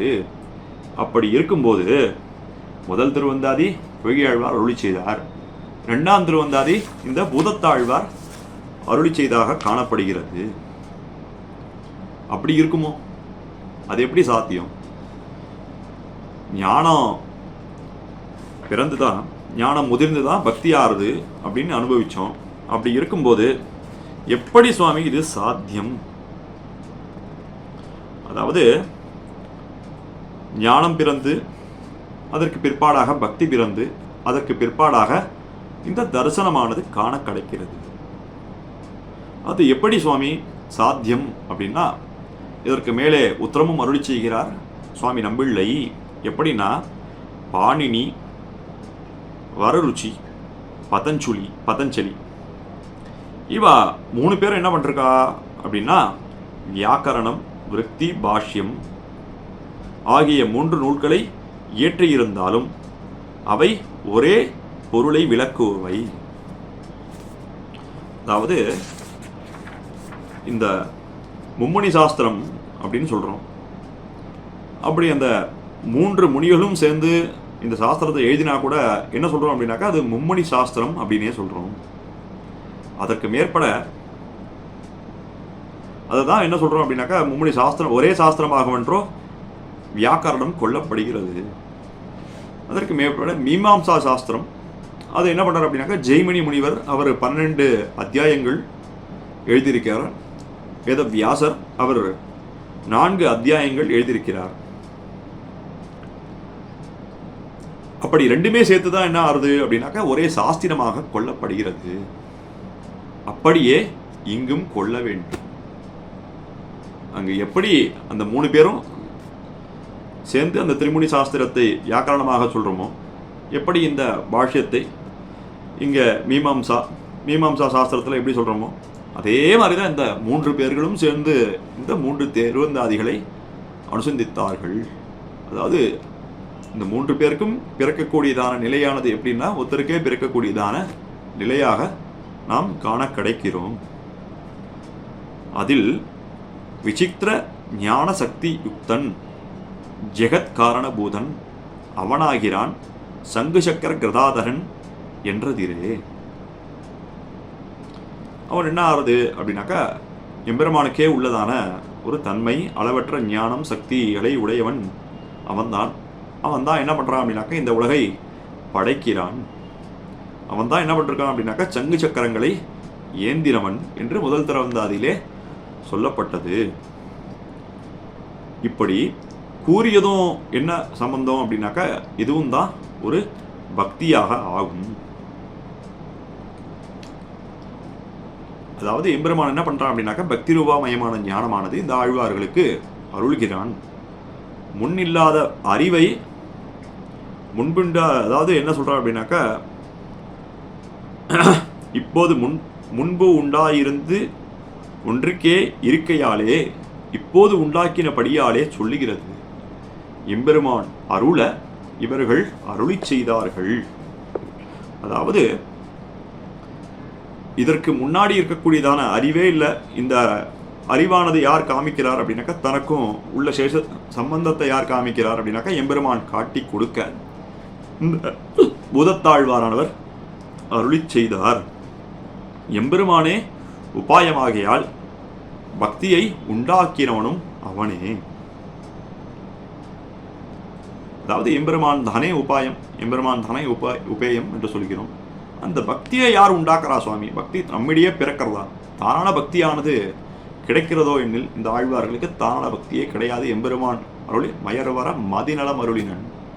பக்தி ரூபாமயமான ஞானத்தை யார் அருளினார்? விதையாய் நத்தமிழ வித்தி என் உள்ளத்தை நீ வளர்த்தாய். இதெல்லாம் உண்டாக்கினவன் எம்பெருமான் தான். இந்த எம்பெருமான் தான் பக்தி ரூபாமயமான ஞானத்தை இவர்களுக்கு உருவாக்கினான். அதற்கு மேற்பட என்ன சொல்றார் அப்படின்னாக்கா, மிகவும் ஆச்சரியமான உலகத்தை அவன் நிர்வாகம் செய்வது எவ்வளவு ஆச்சரியமோ அவ்வளோ ஆச்சரியம் என்னை திருத்தியதும். இதெல்லாம் யாருடைய நினைவாள அப்படின்னாக்கா, பொய்யாழ்வாருடைய நினைவாள. அதாவது எவ்வளோ ஆச்சரியமாக இந்த உலகத்தை எம்பெருமான் உருவாக்கினான். அவ்வளோ ஆச்சரியம் சுவாமி என்னை திருத்தினது. நான் எப்படி இருந்தேன் அப்படின்னா, திருத்த முடியாதபடி இருந்தேன். அப்படி என்னையும் திருத்தி ஒரு வழியாக ஆக்கினான் இந்த எம்பெருமான். சரி சுவாமி, அதற்கு மேற்பட என்ன கேட்கிறார் அப்படின்னாக்க, அவருக்கு உள்ளது பரத்வ ஞானமோ வெண்ணில் எல்லாருக்கும் எல்லாம் உண்டு. சரி சுவாமி, பொய்யாழ்வாருக்கு மட்டுமே பரம்பொருளை பற்றின ஞானமோ உண்டோ என்னில், ஆழ்வார்கள் அனைவருக்கும் ஞானம் பக்தி முதலிலே எல்லாமே உண்டு. ஆனால் ஒருத்தர் கை கொள்றா ஒரு விஷயத்த, அதுல பொய்யாழ்வார் என்ன கை கொண்டார் அப்படின்னாக்கா, அவர்கள் கை கொண்ட ஞான விஷயத்தை மட்டுமே கொண்டு பொய்யாழ்வாருடையது ஞானம் என்றும் பூதத்தாழ்வாருடையது பக்தி என்றும் கூறப்படுகிறது. அவர்கள் பறித்த அம்சங்களை சொல்லுகிறது. அதற்கு மேற்பட அவருக்கு உள்ளது பரத்துவ ஞானமோ என்னில் எல்லாருக்கும் உண்டு. அவர்கள் பறித்த அம்சங்களை சொல்லுகிறது. ஆழ்வார்கள் ஒருத்தருக்கொருவர் பாவஜராய் பரிமாறுகையாலே ஏக கண்டியராய் இருப்பது திருவனந்தாழ்வானுக்கு மிடரொன்றாய் தலை பலவானா போலே. இதெல்லாம் என்ன பண்றார் அப்படின்னாக்கா, அதுக்கு மேற்பட அருளி செய்கிறார் நம்பிள்ளை. என்ன அருளி செய்தார் அப்படின்னா, ஆழ்வார்கள் ஒருத்தருடைய திருவுள்ளத்தை ஒருத்தரை அறிந்து கொண்டவர்களாய் ஒரே குரலிலே, அதாவது ஒரே விதமாக எம்பெருமானுடைய விஷயத்தை நமக்கு அருளி செய்துள்ளார்கள். ஆதிசேஷனுக்கு 1000 தலைகள் இருந்தா கூட, 1000 தலைகள் இருந்தா கூட கழுத்து ஒன்றாதானே இருக்கிறது. அது போலவே இவர்களுக்கும் எப்படி அப்படின்னாக்கா, ஒரே சரீரத்தை உடையவர்கள், கழுத்தும் ஒவ்வொன்றாக இருந்து ஒவ்வொரு எம்பெருமானுடைய ஒவ்வொரு விஷயத்தை இவர்கள் அனுபவிக்கிறார்கள். எந்த விஷயத்தை அனுபவித்தாலும் எம்பெருமானுடைய தன்மையிலே இவர்களுக்கெல்லாம் ஒரே மிடராக இருக்கிறது என்று இந்த வியாக்கியான அவதாரிகையிலே நம்பிள்ளை நமக்கு காட்டி கொடுத்தார். அதற்கு மேற்பட முதல் பாட்டு, அன்பே தகலியா ஆர்வமே நெய்யாகா இன்புருகு சிந்தை இடுதிரிய நன்குருகி ஞானச் சுடர் விளக்கேத்தினேன் நாரணர்க்கு ஞானத் தமிழ் புரிந்தனான். முதலிலே ராமானுஜ சூத்திரந்தாதிலே அருளி செய்யும் போது கூட திருவரங்கத்த முதலார் என்ன அருளி செய்கிறார் அப்படின்னாக்கா, வருத்தம் புறவிருள் மாத்த எம் வைகைப்பிரான் மறையின் குருத்தின் பொருளையும் செந்தமிழ் தன்னையும் கூட்டி ஒன்ன திரித்தன் நெறித்த திருவிளக்கை தன் திருவுள்ளத்தே இருத்தும் பரமன் ராமானுசனின் இறையவனே. வேதாந்த பொருள்களையெல்லாம் இந்த பொய்கையாழ்வார் என்ன பண்ணார் அப்படின்னாக்கா, செந்தமிழி கூட்டி ரெண்டும் ஒன்று சேர்த்து விளக்காக ஏற்றினார். அதாவது சொல்லப்படுகிறது ஞான விஷயம். இதிலே சொல்லப்படுகிறது என்ன அப்படின்னாக்கா, எந்த அளவன்னால் யானுடைய அன்பில தொடங்கி இவர் அன்பிலேயே முடிக்கிறார் இந்த பூதத்தாழ்வார். அன்பே தகலியான்னு ஆரம்பித்தார், கடைசியில் முடிக்கும் போதும் என்ன முடிக்கிறார் அப்படின்னாக்கா, எந்த அளவன்னால் யானுடைய அன்பு அப்படின்னு சொல்லி அன்பிலேயே முடிக்கிறார். இவரை பற்றி அருளி செய்யும்போது திருவரங்கத்த முதலார் என்ன அருளி செய்கிறார் அப்படின்னாக்கா, இறைவனை காணும் இதய திருள்கட ஞானம் என்னும் நிறைவிளக்கேத்திய பூத திருவடி தாள்கள் நெஞ்சத்துறைய வைத்தாடும் ராமானுசன் புகழோதும் நல்லோர் மறையினை காத்து இந்த மண்ணகத்தே மண்ண வைப்பவரே. அதாவது முன்பே அருளி செய்த பொய்கை ஆழ்வார் என்ன பண்ணார் அப்படின்னா, இந்த உலகத்தோட இருக்கக்கூடியதான பரப்பு, அந்த பரப்பை எல்லாம் என்ன பண்ணார் அப்படின்னாக்கா, தன்னுடைய பக்தியாலே நினைத்து பக்தியை அகலாக கொள்கிறார். எம்பெருமானிடத்துல ஏற்பட்ட அன்பையே அகலாக கொண்டு விளக்கு ஏற்றுகிறார். அப்போ என்னைக்கு ஒரு காரணம் உண்டே சுவாமி, என்னைக்கு ஒரு ஆதாரம் வேணுமே. அதாவது ஸ்நேகம், அதாவது என்ன சொல்றார் அப்படின்னாக்கா, தைலவர்த்திக்கு ஒரு ஆதாரம் வேணும் இருக்கு. ஒன்றால் அழிய கடவதான வல்லதான பக்தியானது போய் ஒரு தகலியாய் புக்குது என்றபடி ஆகிறது. அதாவது ஒன்றாலே அழித்தானதான பக்தியானது அகலாக ஆகிறது. எம்பெருமானிடத்துல கொண்டிருக்கக்கூடியதான பக்தி எப்படி ஆகிறது அப்படின்னா அகலாக இவருக்கு ஆகிறது. இனி கூறப்போருவதற்கெல்லாம் இதுவே ஆதாரமாக இருக்கிறது. கீழ் சொன்ன ஞானம் முழுவதும் பக்தியாக பழுத்தபடி, அதாவது கீழ் சொன்ன ஞானம்லாம், பொய்யாழ்வார் சொன்ன ஞானம்லாம் எப்படி ஆச்சு அப்படின்னா புதத்தாழ்வாருக்கு பக்தியாக பழுத்த பணமாக ஆகிறது. பக்தி முதிரும்படி என்றோ ஞானம் இருப்பது. அதாவது பக்தி எப்படி இருக்கு அப்படின்னாக்கா முதிரும்படி இவர்களுக்கு இருக்கிறது. நம்மாழ்வார் தாமே எப்படி அருளி செய்கிறார் அப்படின்னாக்கா மயர்வர மதிநலம் அருளினார். அதாவது பக்தி அதுவே முதிர்ந்த ஞானமாக அருளினார். அதற்கு மேற்பட என்ன அப்படின்னா ஆர்வமே நெய்யாக. ஆக இந்த அன்பானது என்ன ஆச்சு அப்படின்னா அன்பானது அகலாக மாறியது. அன்பே தகலியா. அதற்கு மேற்பட என்ன ஆச்சு அப்படின்னாக்கா அந்த தகலி அகலாக இருக்கிறது. அதற்கு மேற்பட நெய் வேணுமே. இப்போ விளக்கு இருக்குது அப்படின்னாக்கா விளக்குக்கு 3 வஸ்துக்கள் வேண்டும். ஒன்று அகல் வேண்டும், மற்றொன்று நெய் வேண்டும், மற்றொன்று திரி வேண்டும். சரி சுவாமி, அகல் அன்பு எம்பெருமானிடத்திலே கொண்ட ஞான விஷயமாக ஏற்பட்ட எம்பெருமானிடத்திலிருந்து எம்பெருமான் விஷயமாக ஏற்பட்ட ஞானமானது முதிர்ந்து பக்தியாக மாறியது.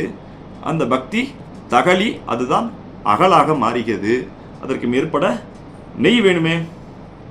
அது பக்தி முதிர்ந்தபடி. இந்த பக்தி என்ன ஆகுது அப்படின்னாக்கா அதுவும் முதிர்ந்து போகிறது. அந்த பக்தியானது என்னாச்சு அப்படின்னாக்கா எம்பெருமான அனுபவித்தால் அல்லது தரிக்க முடியாதபடி ஆர்வமாக ஆனது. ரொம்ப பக்தி முத்திட்டு அப்படின்னா எம்பெருமான அனுபவிக்காம இருக்கவே முடியாது. அப்போ என்ன ஆகுது அப்படின்னாக்கா அந்த பக்தியானது ஆத்மாவை எம்பெருமானை உருக்க பண்ணும். ஆத்மாவை உருக்குங்களோ. ஆத்மாவை உருக்க முடியுமா சுவாமி? ஆத்மாவை எங்கேயாவது உடைக்க முடியுமா? ஆத்மாவை என் உயிரை உருக்கி உண்ணுமே அப்படின்னு ஆழ்வார்லாம் அருளி செய்கிறேன். அதெல்லாம் பண்ண முடியுமா சுவாமி அப்படின்னாக்கா எம்பெருமான் நினைச்ச மாத்திரத்திலேயே இந்த ஆழ்வார்கள்லாம் உருகுகிறார்கள், கலங்குகிறார்கள். அவருடைய ஆத்மாவே ஆர்வமே என்ன ஆறுது? அதற்கு மேற்பட தரிக்க முடியாத ஆர்வமானது இந்த அகலுக்கு உட்பட்ட நெய்யாகிறது. ஆர்வம் என்பது எப்படி சொல்றார் அப்படின்னாக்கா அதற்கு மேற்பட ஆர்வமாகிற விஷயம், அதாவது அன்பாகிறது ஸ்நேககாரியமாக அத்தனைக்கு பரியும் பரிவு. ஆர்வமாகிறது அன்புக்கு விஷயமானவனுக்கு ஸ்மகாரமாய் அவ்விஷயத்தை விட்டு கால்வங்க ஒண்ணாதபடி பிறப்பொரு அவஸ்தை என்றிக்கே அத்தலை பரிவும் பரிவுமாய் ஆர்வமானது அதற்கு அடியான அபினிவேஷம் என்றுமாம். ஆக இந்த ஸ்நேகத்து, அதாவது 2வது நிலை அன்பு என்பது ஸ்நேகத்தின் காரணமாக எம்பெருமானிடத்தில் பரிவு கொள்ளுதல். ஆர்வமானது எப்படி அப்படின்னாக்கா அன்பு போய் ஆர்வமானது அந்த எம்பெருமான நினைச்சவாறே என்ன ஆகுது அப்படின்னாக்கா அவனை விட்டு என்றைக்குமே பிரிந்திருக்க கூடாதல்லதான இந்த நிலை.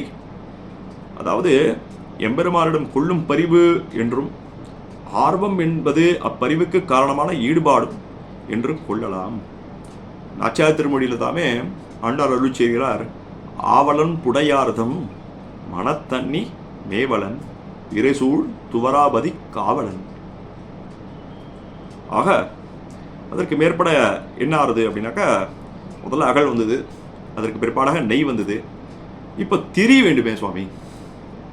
அந்த திரி என்ன அப்படின்னாக்கா அன்பு இவை 2ஆலும் அடிய உடையதாய் அது வாக்கிய விஷயத்தினுடைய ரசத்தியாலே ஸ்திதிலமாகிற மனசானது அதற்கு இட்ட திரியாக பிராப்தியாலும் விஷயம் ஆகையாலும் தேஜ வஸ்துவை விடாதே உருகி இனித்தாயிருக்கிற மனோரகம் காரணமாக திரியாக சிந்தைக்கு அடியாயிரே மனசு இருப்பது.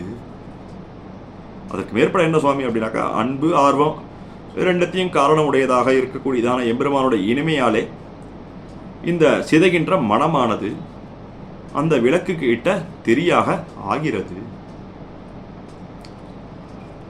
எப்படி சுவாமி இந்த திரியாக ஆச்சு, இந்த மனமானது எப்படி திரியாச்சு அப்படின்னா, அதற்கு தான் அருளி செய்கிறார். எம்பெருமான் அடைய தகுந்தவனாகையாலும் கல்யாண குணங்கள் உள்ளாகவை ஆகையாலும் அவனையே தியானம் செய்து உருகி இனித்தாய் இருக்கிற மனோரதம் காரணமாக திரியாக ஆயிற்று. எம்பெருமான் அடைய தகுந்தவன், அதற்கு மேற்பட கல்யாண குணங்கள் உள்ளவன்.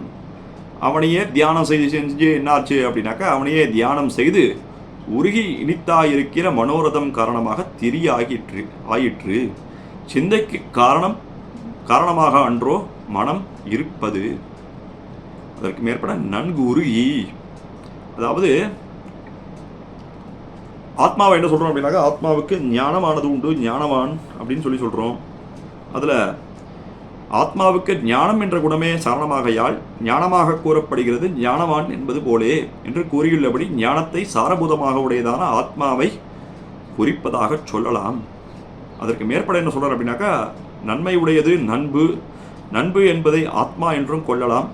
அற்பமாய் நிலையில்லாததாய் உள்ள அச்சேதனத்தை காட்டிலும் வேறுபட்டதாய் ஞானம் ஆனந்தம் இவற்றையே லட்சணமாக உடையதாய் எப்பொழுதும் உள்ளதாய் எம்பெருமானுக்கு அடிமைப்பட்டதாய் இருத்தலே ஆத்மாவிற்கு நன்மையாகும். ஆக இந்த ஆத்மாவுக்கு என்ன குணமானது உண்டு அப்படின்னாக்கா, அழிவில்லாதது இந்த ஆத்மா. அதற்கு மேற்பட ஞானம் நிறைந்தது இந்த ஆத்மா. அதற்கு மேற்பட என்ன ஒரு அறிவு உண்டு அப்படின்னாக்கா, ஆழ்வார்கள் முதலான பக்திவார்களுக்கு நம்முடைய முமுட்சுகள் போன்றவர்களுக்கு என்ன அறிவு உண்டு அப்படின்னா, ஆத்மா எம்பெருமானுக்கு எப்பொழுதும் சேஷப்பட்டதுள்ளது அப்படின்னு ஒரு நிலையானது உண்டு. அப்படி நிலையானது இருந்தா என்ன ஆகும் அப்படின்னா, அது உருகி நினைக்க முடியாததாய், வெட்ட முடியாததாய், எரிக்க முடியாததாய், நினைக்க முடியாததாய் இருக்கிற ஆத்மாவானது எம்பெருமான் விஷயத்திலே திருவப்பொருள் போல் ஆகிவிட்டது என்பதை கூறுகிறது. அதாவது இந்த ஆத்மாவை என்ன பண்ண முடியாது, வெட்ட முடியாது, நினைக்க முடியாது. அதற்கு மேற்பட இந்த ஆத்மாவை என்ன பண்ண முடியாது அப்படின்னாக்கா, எரிக்க முடியாது, நினைக்கவும் முடியாது. அப்படிப்பட்ட ஆத்மா இந்த ஆழ்வார் சொன்னபடி என் நெஞ்சை உருக்கி உண்ணுமே. அப்படி உருகி என்ன ஆறுது அப்படின்னாக்கா, ஒரு திரவப்பொருள் போல் ஆகிறது இந்த ஆத்மா. எப்பொழுதும் உள்ளதான் ஆத்மாவானது உருகியதோ என்றால் எம்பெருமானிடத்தில் ஈடுபட்டு முழுகினபடியை கூறுகிறது. பிரகல்லாதன் இருக்கான். பிரகல்லாதன் இருக்கிற சமயத்தில் இரண்யாக்ஷன் அவனுக்கு பலவிதமான தொந்தரவுகளை கொடுக்கிறான். அப்பொழுது அந்த தொந்தரவுகளை எல்லாம் கொடுக்கும்போது என்ன பண்ணுறான் அப்படின்னாக்கா, எம்பெருமான் அவனை உடம்புல நெருப்பில் உட்கார வைக்கிறான். நெருப்பில் உட்கார வைக்கும்போது இந்த அவனுடைய சரீரத்துக்கு அந்த நெருப்பானது தெரியவே இல்லை, இந்த பிரகலாத ஆழ்வானுடைய சரீரத்துக்கு. அப்போ என்ன சொல்கிறான் அப்படின்னாக்கா, அதற்கு மேற்பட பாம்பை வச்சு கடிக்க வைக்கிறான் இந்த பிரகலாத ஆழ்வான இந்த இரண்யன். அப்போ என்ன சொல்கிறான் அப்படின்னாக்கா, அவன் பிரகலாத ஆழ்வான் எப்பொழுதும் எம்பெருமானை நினைத்து கொண்டே இருக்கிறான். அதாவது அந்த பாம்பு அவன் கடிச்சிருக்கு, அந்த கடிச்சதை கூட என்ன ஆறுது அப்படின்னாக்கா அவன் அறியவில்லை. ஆக இவையேற்றால் எம்பெருமானிடத்தில் பக்தியாலே ஏற்பட்ட பல நிலைகளை கூறுகிறது. அப்படி ஏற்பட்டதுதான் முதல்ல சொல்லப்பட்டதான பரபக்தி என்கிற கூடியதான முதல் திருவந்தாதி. அதற்கு மேற்பட பரஞானமாக சொல்லப்படக்கூடியதான இந்த இரண்டாம் திருவந்தாதி. அதற்கு பிற்பாடாக பரமபக்தி என்று எம்பெருமானை பார்த்த மாத்திரத்திலே ஏற்படக்கூடியதான மூன்றாம் திருவந்தாதி என்ற வரிசை கிரமம் கூறப்பட்டுள்ளது. சரி சுவாமி, யாருக்கு ஏத்தினார்?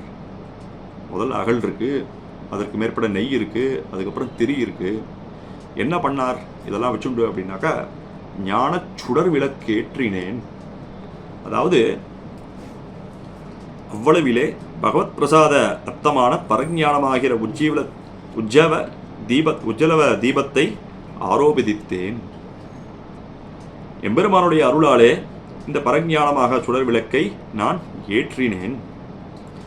விளக்கோட தன்மை என்ன அப்படின்னாக்கா தன்னையும் காட்டும், பிறல் பொருள்களையும் இந்த விளக்கானது காமிக்கும். ஆக அது போலவே இங்கே என்னாச்சு அப்படின்னாக்கா பக்தி முதிர்ந்து ஞானமானது தன்னுடைய தன்மையான சேஷத்துவத்தையும் உணர்த்தி எம்பெருமானுடைய தன்மையான சேஷித்துவத்தையும் காட்டக்கூடியதாக இருக்கும். ஞானச்சுடர் விளக்கு அப்படின்னா என்ன காமிக்கிறது அப்படின்னாக்கா எம்பெருமான் தலைவன், அவனுக்கு இந்த உலகமே சேஷப்பட்டது அப்படின்ற ஒரு தன்மையானது காமிக்கிறது. எம்பெருமான் இந்த நமக்கெல்லாம் என்ன தன்மை காமிக்கிறது அப்படின்னாக்கா எம்பெருமானுக்கே நாம் அடிமை செய்ய வேண்டும் அப்படின்ற ஒரு சேஷத்துவத்தை காமிக்கிறது. சரி சுவாமி, இந்த சேஷத்துவம் ஞானமானது ஏற்பட்டது. ஏற்பட்ட பின்பு நான் என்ன பண்றேன் அப்படின்னாக்கா விளக்கு ஏற்றினேன். யாருக்கு விளக்கு ஏற்றினேன்? அடிமைத்தன்மையை உணர்ந்த பின்பு என்ன பண்றது அப்படின்னாக்கா இந்த அடிமையை கைங்கரியம் இந்த வகுத்தா அந்த முதலாளிக்கு செய்ய வேண்டும். அதாவது முதலாளிக்கு செய்யப்பட வேண்டும். அந்த செய்யப்படக்கூடியதான கைங்கரியமே இவ்வழியாலே நாம் கைங்கரியம் செய்தேன், விளக்கு ஏற்றினேன். யாருக்கு ஏற்றினேன் சுவாமி அப்படின்னா நாரணருக்கு, எல்லாருக்கும் தலைவரான நாரணனுக்கு, சர்வசேஷியான சர்வேஸ்வரனுக்கு, அசேஷ சேவையை தவிர்க்கிறது. இவ்வழியால் என்ன ஆகுது அப்படின்னாக்கா நாரணருக்கு நான் விளக்கு ஏற்றினேன், மற்றவர்களுக்கு நான் தொண்டு செய்யவில்லை. தகுதி அல்லாதவர்களுக்கு தொண்டு செய்தல் தவிர்க்கப்படுகிறது. அதற்கு மேற்பட என்ன பண்றான் அப்படி ஞான சுடர் விளக்கேற்றினேன் நாரணருக்கு ஞானத்தமிழ் புரிந்தான். ஆழ்வார் என்ன சொல்றார் அப்படின்னாக்கா தமிழ் லட்சணத்திலும் குறையின்றி இருக்க செய்தே மோட்சப்பிரதமான பிரபந்தத்தை சொன்னான். ஆழ்வார் இந்த இலக்கணங்களுக்கு உண்டானது என்ன பண்ணும் அப்படின்னாக்கா தமிழ் பிரபந்தங்களுக்கு ஒவ்வொரு சீர் தொடை அடி அதெல்லாம் உண்டு, ஒரு பிரபந்தத்துக்கெல்லாம் உண்டு. நம்மாழ்வாருடைய முதல் படியிலேயே பகவத் விஷயத்திலே நம்பிள்ளை படியிலே இதை தெரிவித்திருக்கிறார். எப்படி இதெல்லாம் ஏற்பட்டது சுவாமி? ஒரு எம்பெருமான் அருளி செய்தார், இவர் அருளினான்னு சொல்றா. அப்போ இலக்கணங்கள் இந்த குறைகள்லாம் ஏற்பட்டிருக்குமே ஒரு பிரபந்தத்துக்கு, எப்படி இந்த பிரபந்தங்களுக்கெல்லாம் ஏற்படாமல் இருக்கிறது அப்படின்னா அப்போதான் நம்பிள்ளை தாமே காட்டி கொடுக்கிறார். பிரம்மா அருள் புரிஞ்சார் வால்மீகி மகரிஷிக்கு, அந்த வால்மீகி அதை கொண்டு இந்த இலக்கணம் தொடை சீரடி அப்படிலாம் இல்லாமல் ஸ்ரீராமாயணத்தை அருளி செய்தார். அந்த எந்த குறையும் இல்லை. பிரம்மாவுக்கே அந்த ஞானமானது இருந்ததுனாக்கா எம்பெருமான் காட்டி கொடுக்க இவர் அருளி செய்தார் பிரபந்தத்தை. அப்படி இருக்கும்போது அந்த பிழைகள்லாம் இதில் வருமோ அப்படின்னு அருளி செய்தார். அதே மாதிரி தான் இதுவும், அந்த கருத்தை இதுலேயும் நாம் கொள்ளலாம். தமிழ் இலக்கணங்களில் குறைவில் எதுவும் இல்லாமல் இருப்பதோடு மட்டுமில்லாமல் மோட்சம் தரக்கூடியதான பிரபந்தத்தை செய்த நான். இந்த பிரபந்தத்தை கற்றவர்களுக்கு என்ன ஆகும் அப்படின்னாக்கா எம்பெருமான் தான் தலைவன், அவனிடத்திலே தொண்டு செய்ய வேண்டும், பக்தி செய்ய வேண்டும் என்ற ஒரு ஞானமானது பிறக்கும். ஞானம் பிறந்தவாறே என்ன ஆகும் அப்படின்னாக்கா எம்பெருமான் இவர்களுக்கு மோட்ச பக்தி ஞானம் பிறக்கும். ஞானம் பிறந்த பின்பு பக்தி பிறக்கும். பக்தியாலே எம்பெருமானை விட்டு அகலாமை ஏற்படும். அப்போ எம்பெருமானுக்கே கைங்கரியம் செய்வான், எம்பெருமானிடத்திலே சரணடைவான். அதை மேற்கொண்டு எம்பெருமான் மோட்சமானது கொடுப்பான். ஞான தமிழ் புரிந்த நான் ஞான சுடர் விளக்கு ஏற்றினேன். அதாவது காதர் சடகோபன் சொன்ன, அதாவது ஆசையுடையவராக தம்மை நம்மாழ்வார் கூறிக்கொண்டது போலே, காதர் சடகோபன் என்னும் சொல்லுமா போலே அதற்கு மேற்பட சோக ஸ்லோக துவயமாகதகா, சோகமாகவே வெளிப்பட்டது இந்த ஸ்ரீராமாயணம் அப்படின்னு அந்த கிரௌஞ்ச பக்ஷிகள் வரும்போது இந்த வால்மீகி மகரிஷி அருளி செய்து கூறியது போலே ஞானமானது ஞானத்தமிழாக வெளிப்பட்டது. எம்பெருமான் பெத்திய ஞானமானது ஞானத்தமிழாக இங்கே புதத்தாழ்வாராலே வெளிப்பட்டது. என்னுடைய பக்தி அதற்கு மேற்பட என்ன பண்ணார் அப்படின்னாக்கா தமக்கு உண்டான சாட்சாத்காரம் இப்பிரபந்தம் கற்றாருக்கும் உண்டாக்கவற்று. அதாவது ஆழ்வார் மட்டும் அனுபவிக்காம அதற்கு மேற்பட என்ன பண்றார் அப்படின்னாக்கா இதுல என்னுடைய பக்தியானது என்னோடு முடிந்து போகாமல் உலகோர் அனைவருக்கும் பக்தி பிரகாசிக்கும்படி பாசுரத்தை சொன்னார். இதனால் என்ன ஆகுது அப்படின்னாக்கா அபினிவேசம் பக்தி இருந்தபடியும் அபினிவேசம் இருந்தபடியும் அதற்கு அடியாக விஷயத்தினுடைய ரசக்தி இருக்கும்படியும் சேஷத்து ஞானத்துவத்துக்கு போக்கியமாகும்படியும் ஆத்மா போய் தாந்தமானபடியும் அவன் பக்கள் உண்டான சேஷி பக்தி இருந்தபடியும் இவை எல்லாவற்றையும் சொல்லித்தாயிற்று. ஆழ்வார் அவர் மட்டுமா அனுபவிச்சார் அப்படின்னா, ஆழ்வார் அவர் மட்டும் அனுபவிக்கல, எல்லாருக்காகவும் இந்த பாசுரத்தை நான் சொன்னேன். இந்த பாசுரம் தமக்கு உண்டான சாட்சாத்காரம் இந்த பிரபந்தத்தை கற்றவர்களுக்கும் உண்டாக்கும் என்ற கருத்தில் இவை அருளி செய்தேன். இந்த பிரபந்தத்தில் என்னென்ன சொல்றார் அப்படின்னா, இந்த 2ஆம் திருவந்தாதியில தம்முடைய பக்தி இருந்தபடி, அதிலே ஈடுபாடு இருந்தபடி, அதற்கு காரணமாக எம்பெருமானுடைய இனிமை, தன்னுடைய அடிமைத்தனத்தை நினைப்பதற்கு ஏற்றபடி ஆத்மா தகுதியாக இருந்தபடியும், எம்பெருமானிடம் தமக்கு உள்ள அடிமையை இருந்தபடியும் முதலியவற்றை அருளி செய்கிறார். ஆக முதல் பாட்டாலே ஞானச் சுடர் விளக்கு ஏற்றினார். ஞானச் சுடர் விளக்கு ஏற்றின ஞானத்தமிழ் புரிந்த நான் ஞானச் சுடர் விளக்கு ஏற்றினேன் அப்படின்னு அருளி செய்கிறார். அதற்கு மேற்பட 2வது பாசுரத்தாலே ஞானத்தால் நன்குணர்ந்து நாரணன் தன் நாமங்கள் தானத்தால் மத்தவன் பேரு சாத்தினால் வானர் கரியமலர் ஆக்குவிக்கு மதுதன்னே நங்கள் பணியமரர் கோமான் பரிசு. இந்த சர்வேசனுடைய நாமத்தை நாம சொன்னாடாக்கா எம்பெருமான் என்ன பண்றான்? நாமத்தை சொல்றதுக்கு கிரமம் வேணுமோ, ஏதாவது வேணுமோ அப்படின்னா எதுவுமே அவசியம் இல்லை சுவாமி. நாமத்தை சொல்றதுக்கு எந்த கிரமமும் தேவையில்லை. முமுட்சுபடியிலே நாம அருளி செய்கிறோம், நாம காண்கிறோம், மூச்சுபடியிலே நம்ம காமிக்கிறோம். என்ன காமிக்கிறோம்? முமுட்சுபடியிலே நாம் அனுபவித்தோம். ஒருவனுடைய திருநாமத்தை சொல்வதற்கு எந்த விதமான கிரமமோ எந்த விதமான அதிகாரி நியமம் இல்லை, பல நியமம் இல்லை அப்படின்லாம் அனுபவித்தோம். அதே தான் பூதத்தாழ்வார் நமக்கு இந்த பாசுரத்தாலே அனுசந்திக்கிறார். அந்த திருநாமத்தை சொன்னால் என்ன பலன் அப்படின்னா, எம்பெருமான் அங்கே இருக்கக்கூடிய நித்தியசூரிகளுக்கு நம்மை அலங்காரமாக, பரமதத்திற்கு அலங்காரமான நித்தியசூரிகளாக ஆக்கி வைக்கும் அகுதன்னே. இந்த திருநாமத்தை சொன்னாலே எந்த விதமான ஒரு பக்தியும் இல்லாமல் சொன்னால் கூட, அதாவது ஞானத்தை மட்டும் வச்சுக்கிட்டு ஒரு விதமான பல பிரயோஜனம் இல்லாமல் சொன்னாலே என்ன பண்ணுறான் அப்படின்னாக்கா, எம்பெருமான் நம்மை வைகுண்டத்துக்கு கொண்டு போய் வைக்கிறான், நித்திய விபூதியிலே கொண்டு போய் வைக்கிறான். நாரணந்தன் நாமங்கள் தானத்தால் மத்தவன் பேர் சாத்தினாள். அதாவது எம்பெருமானுடைய அந்த பூர்த்தியான திருநாமம் அப்படின்னு ஒன்று இருக்குது. அந்த முமுட்சுபடியில் நம்ம விரிவாக அனுபவித்தோம். அந்த முமுட்சுபடியில் அனுபவித்ததை எம்பெருமானுடைய அதாவது பூர்ணமான திருநாமங்கள் 3, அதாவது விஷ்ணு, நாராயணன், அதுக்கப்புறம் வாசுதேவன் அப்படின்னு இந்த 3 திருநாமங்கள். அது பூர்த்தியுடைய திருநாமங்கள், பூர்த்தி இல்லாத திருநாமங்கள்.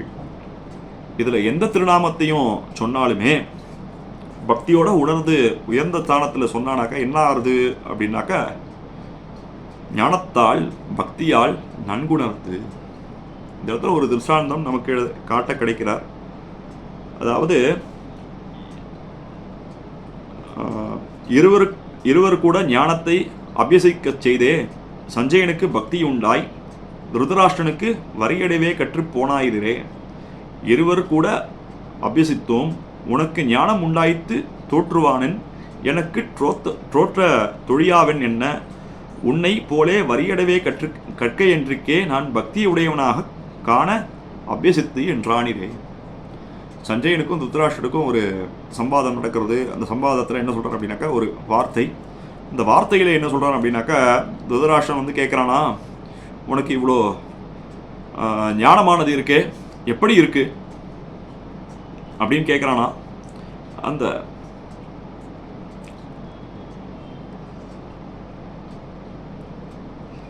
ஞானமானது ஏற்பட்டது இருக்கே, எனக்கு ஏன் ஏற்படலை அப்படின்னாக்கா, 2 பேரும் ஒன்றா தானே படித்தோம், ஒருத்தர் இடத்துல தானே படித்தோம்.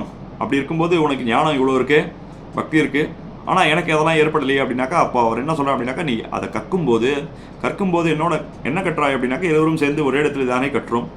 உனக்கு ஞானம் ஏற்பட்டு எனக்கு அது இல்லாமல் போனதற்கு என்ன காரணம் என்று திருதராஷ்டிரன் கேட்க, சஞ்சயன், நான் உன்னைப்போல் வரிகளை மட்டும் கற்காமல் பக்தி உடையவன் அன்றோ கற்றேன் என்று பதில் கூறினான்.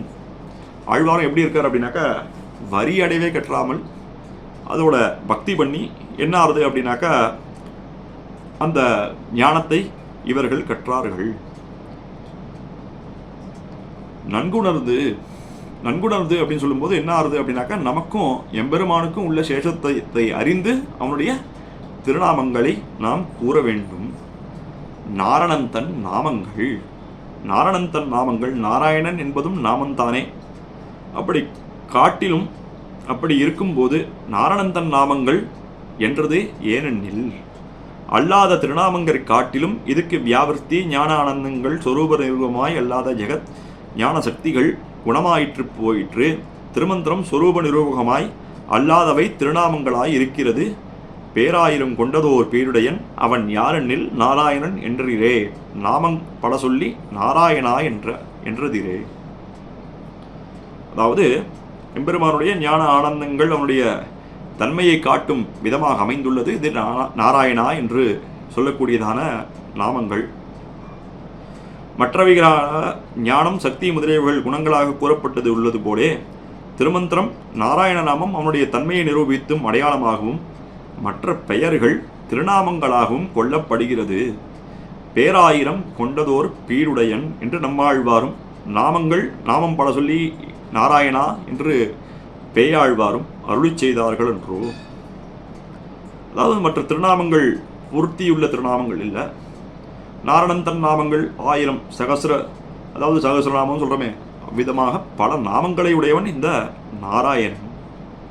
அதாவது அதற்கு மேற்பட என்ன சொல்கிறார் அப்படின்னாக்கா, தானத்தால் பக்தியால் என்ன பண்ணுறார் அப்படின்னாக்கா, பிற பயன்களை பெறுவதற்காக சொல்லுதல், பிரயோஜனாந்த பரனாக சொல்லுதல், பிரயோஜன இரவிபேக்ஷனாய் தவிர்த்தல், செய்கையன்னிக்கே சொல்லுகை, சொல்லியல்லது நிற்கமாட்டாமையாலே சொல்லுகை, சொல்லியல்லது நிற்கமாட்டாமை பக்தியுடைய ஸ்தானத்திலே. அதாவது எம்பெருமானுடைய இந்த திருநாமங்களை பிற பயன்களை பெறுவதற்காக சொல்லுதல், இல்லை பயன் எதுவுமே வேண்டாம் என்ன சொல்லாமல் இருந்து விடுதல், அதற்கு மேற்பட சொன்னால் அல்லது உயிர் தரித்திருக்க மாட்டாமை, சொல்லால் அல்லது நிற்க முடியாமை என்ற பக்தியின் ஸ்தானத்திலே அடுத்தடுத்த நிலை பரவசத்துடன் எம்பெருமானுடைய திருநாமங்களை சொல்லுதல். மற்று அப்படின்னாக்கா, அவனுடைய பக்திக்கு மேலே அவனுடைய திருநாமத்தை சொன்னால், அதாவது பக்திக்கு மேல் திருநாமத்தை சொன்னால் எல்லாம் மற்று என்று பொருள் கொள்ளுதல். அவனுடைய பேர் அப்படின்னாக்கா அவனுடைய விபூதி செல்வங்களை குறித்தும் திருநாமங்கள். அவன் பேர் திருநாமம் என்று கூறாமல் பேர் என்று சொல்லப்படியால் அவற்றுக்கு கூறுவதற்கு எந்த தகுதியோ சடங்கோ தேவையில்லை, எப்படி வேண்டுமானாலும் சொல்லலாம் என்று கூறப்படுகிறது. அதாவது அதுதான் மேலே பார்த்தோம். எம்பெருமானுடைய திருநாமத்தை சொல்றதுக்கு எந்த விதமான பக்தி, அது எந்த விதமான அதிகாரி நயமும் பல நயமும் இல்லை, எப்படி வேணாலும் சொல்லலாம். அவனிடத்தில் உண்டான பக்தி சொல்லால் பெருந்தானத்தை சொல்லி கூப்பிட்டால் என்று பொருள் கொள்ளுதல், அல்லது கீழே கூறியபடி பக்திக்கு ஏற்றபடி கிரமம் இல்லாமல் கூப்பிடுதல் என்று பொருள் கூறுதல். பேர் பல சொல்லு பிதத்தி, அதாவது பக்தி இல்லாமையே சொன்னா கூட என்ன பண்றார் அப்படின்னாக்கா, அன்றோ நன்குணர்ந்து சாற்றுதல் என்று நெஞ்சால் உணர்ந்து வாயால் திருநாமத்தை கூறுதல். அப்படிலாம் இல்லாம நன்குணர்ந்து ஞானத்தால் நன்குணர்ந்து நாரணந்தன் நாமங்கள் தானத்தால் மற்றவன் பேர் சாற்றுதல். எப்படி சாத்தணும், எப்படி சொல்லணும் அப்படின்னாக்கா, எம்பெருமானுடைய அடியார்கள்லாம் மனம் விரும்பும்படியும் எம்பெருமானுடைய விரோதிகள்லாம் மனம் வெறுக்கும்படியும் சொன்னா, எம்பெருமான் என்ன பண்றான் சுவாமி, எம்பெருமானுடைய திருநாமத்தை அவனுடைய பெருமையை உணர்ந்து அவனுடைய சம்பந்தத்தை உணர்ந்து அவனுடைய திருநாமத்தை நாம் சொன்னால் மற்றவர்கள் அடியார்கள் விரும்பும்படியாகவும் மற்றவர்கள் எம்பெருமானுடைய விரோதிகள் எதிர்க்கும்படியாகவும், அதாவது காதை மூடிக்கொள்ளும் அளவு நாம் சொன்னால் என்ன பண்ணுறார் அப்படின்னாக்கா, வானத் அரிய மலர் ஆக்குவிக்கும் அது தன்னை. பரமோதத்துக்கும் என்ன பண்ணுறான் அப்படின்னாக்கா, இவனுடைய ஒரு தொடர்பாலே பெருமை உண்டாக்கச் செய்தே நித்தியசூரிகளுக்கு சமமாக இவனை வைக்கும் என்றோ அவன் செய்வது. நித்தியசூரிகளுக்கு சமமாக என்ன பண்ணுறான் அப்படின்னாக்கா, எம்பெருமான் இந்த அடியார்களை கொண்டு போய் அங்கே வைக்கிறான். மலிபுகழ் வானவர்க்காவர் நற்கோவையே என்று நம்மாழ்வாரும் அருளி செய்துள்ளார். ஆழ்வார்கள் பிரார்த்திக்கும் போது அடியார்கள் குழாங்களை உடன் கூடுவதென்றுகளோ என்றல்லோ வேண்டுகின்றனர். அதாவது எம்பெருமானிடத்தில் வேண்டிக் கொள்ளும் பொழுது என்ன சொல்றார் அப்படின்னாக்கா, குலசேகர ஆழ்வாரும் தன்னுடைய திருவரங்க பதிகத்திலே இன்பமிகு குழு கொண்டு யானும் இசைந்துடனே என்றுகளோ இருக்குனாலே அப்படின்னு திருவரங்க எம்பெருமானை அங்கே ஒகணுன்னு பிரார்த்திச்சு கொண்டா கூட, அங்கே அடியார்கள் குழாங்களுடன் உடன் கூடுவது என்னுகளோ, தனித்திருந்தே நாம் பக்தி செய்யக்கூடாது, அடியார்களோட கூடிதான் எம்பெருமானுடைய பெருமையை கலந்தோசித்துக் கொள்ள வேண்டும். அதற்கு மேற்பட்ட வானத்து அணி அமரர். பரமோதத்துக்கு உண்டான ஒரு சிறப்பு என்ன அப்படின்னா, அங்க குற்றம் என்பதே ஒரு தொடர்பே இல்லாம இருப்பா அங்க இருக்கக்கூடியதான நித்தியசூரிகள்.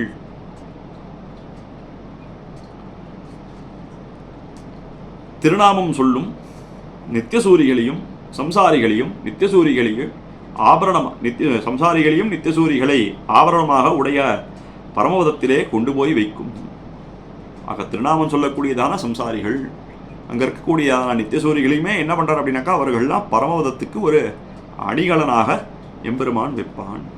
பேரார் ஒதுவார் ஆறார் அமரரே என்று நம்மாழ்வாரும் என்ன கடவுதிரே. நம்மாழ்வார் அதில் திருவாய்மொழியில் நமக்கு சொல்கிறார், எம்பெருமானுடைய பேர் யார் ஓதலாலோ அவர்கள்லாம் ஆறார் அமரரே. சரி சுவாமி, எம்பெருமான் அவனுடைய திருநாமத்தை சொன்னா இவ்வளோ நல்லது பண்றானே, அவனை பற்றுபவர்கள் யாரும் ஒருவரும் இல்லையோ நோ வெண்ணில், தன்னை ஆசிரியிப்பார் இல்லாமையோ வெண்ணில் அப்படின்னா அப்படிலாம் ஒன்றும் கிடையாது. அதற்கு மேற்பட நமக்கு நங்கள் பணியமரர் கோமான் பரிசு, நமக்கு இயற்கையாக உறவினர்களாய் நித்யா அஞ்சலி புஷ்டோகோ நம இத்திய வாதினஹா. பராசர அந்த இதில் சொல்கிறார், என்ன சொல்கிறார் அப்படின்னாக்கா, எப்பொழுதும் வணங்கியவர்களாய் அதனால் மகிழ்ச்சி உடையவர்களாய் நமகா என்று கூறிக்கொண்டிருப்பவர்களாய். நமகா என்று சொன்னதாலே அகங்கார மகாரங்கள்லாம் கழியறது. மகா நமகா என்று சொல்றதுனாலே கழியறது. எம்பெருமானுடைய திருவடிகளிலே பணிகையாக இயல்பாக உடையவர்களான ஆதிசேஷன் கருடன் முதலிய நித்தியசூரிகளுக்கு தலைவனான எம்பெருமானுடைய தன்மையானது இது. சரி சுவாமி, எம்பெருமான தொழபவர்கள் யாருமே இல்லையா, எதற்கு அவனுடைய திருநாமத்தை சொன்னால் அங்கே கொண்டு போய் வைக்கணும் அப்படின்னா, அது எம்பெருமானுடைய தன்மையானது சுவாமி. நங்கள் பணியமரர் கோமான், பணியமரர் பணிகையே இயல்பாக உடையவர்கள், ஒரு நாள் பணிந்து ஒரு நாள் பணியாமல் இருப்பவர்கள் அல்லர், அவனை பணிகையே தமக்கு இயல்பாக உடையவர்கள். இங்கே இருக்கக்கூடியதான நித்தியசூரிகள்லாம் எப்பேற்பட்ட தன்மை உடையவர்கள் அப்படின்னா, எப்பொழுதும் எம்பெருமான பணிந்து கொண்டே இருப்பவர்கள். அதாவது அடியார்களுடைய பெருமையை சொல்லும்போது என்ன சொல்றார் அப்படின்னாக்கா, புதத்தாழ்வார் நங்கள் பணி அமரர், எம்பெருமான தொழுது கொண்டே தான் இவர்கள் இருக்க வேண்டும். ஒரு நாள் தொழுது ஒரு நாள் மற்றொரு நாள், ஒரு நாள் கோவிலுக்கு போகிறோம் ஒரு நாள் கோவிலுக்கு போகாமல் இருக்கோம் அப்படின்லாம் கிடையாது சுவாமி. எந்நேரமும் அவர் கோவிலில் தான் இருப்பார் அப்படின்னு சொல்கிறது. பணி அமரர் முக்தர்களையும் முமோக்ஷுகளையும் போலே சில நாள் மற்றவர்களிடம் அடிபணிந்து கிடந்து பிறகு எம்பெருமானிடம் வந்து அழுக்குடம்பு எச்சில் வாயால் என்றும் காவடியேன் பட்டகடை என்றும் கூற வேண்டாதவர்கள். இவர்கள்லாம் எப்பேற்பட்டவர்கள் அப்படின்னா, முன்னாடிலாம் முமுட்சுக்கள் முக்தர்கள்லாம் எப்படி இருந்தா அப்படின்னாக்கா, ஒருத்தரிடத்துல பணிஞ்சின்னு இருந்தா, இப்போ எம்பெருமானிடத்தில் ஞானம் பிறந்தவாறே எம்பெருமானே வந்து அவர்களுக்கு உபாயமாக இருக்கிறான். ஆக கிரமம் எதுவில்லாமல் திருநாமங்களை கூப்பிடும் கோஷ்டிகளில் நடுவே வைக்கும் என்றுபடி ஆக்குவிக்கும் அதுதன்னே. அதாவது பணியமரர் கோமான் பரிசு வானத்தரியமரர் ஆக்குவிக்கும் அகுதன்னே. ஆக முதல் திருநாமத்தாலே, முதல் திருவந்தாதியிலே, முதல் பாசுரத்தாலே என்ன சொன்னார் ஆழ்வார் அப்படின்னாக்கா, அந்த விளக்கு ஏற்றினேன், ஞான சுடர் விளக்கு ஏற்றினேன், ஞானத்தமிழ் புரிந்த நான் அப்படின்னு அருளி செய்தார். அதற்கு மேற்பட எம்பெருமானுடைய திருநாமத்தை சொன்னால் என்ன பரிசானது எம்பெருமான் கொடுப்பான் அப்படின்னா, வானத்தரியமரர் ஆக்குவிக்கும் அகுதன்னே நங்கள் பணியமரர் கோமான் பரிசு அப்படின்னு அருளி செய்கிறார். கீழே 3வது பாட்டு. அதாவது இந்த அடியார்கள்லாம் என்ன பண்ணுறா அப்படின்னாக்கா, எம்பெருமானிடத்தில் புஷ்பத்தை கொண்டு போய் சாத்தலாம். பரிசு நறுமலரால் பார்க்கடலான் பாதம் புரிவார் புகப்பெறுவர் போலாம், புரிவார்கள் தொல்லமரர் கேள்வி துளங்கொழி சேர் தோத்தத்து நல்லமரர் கோமான் நகர்.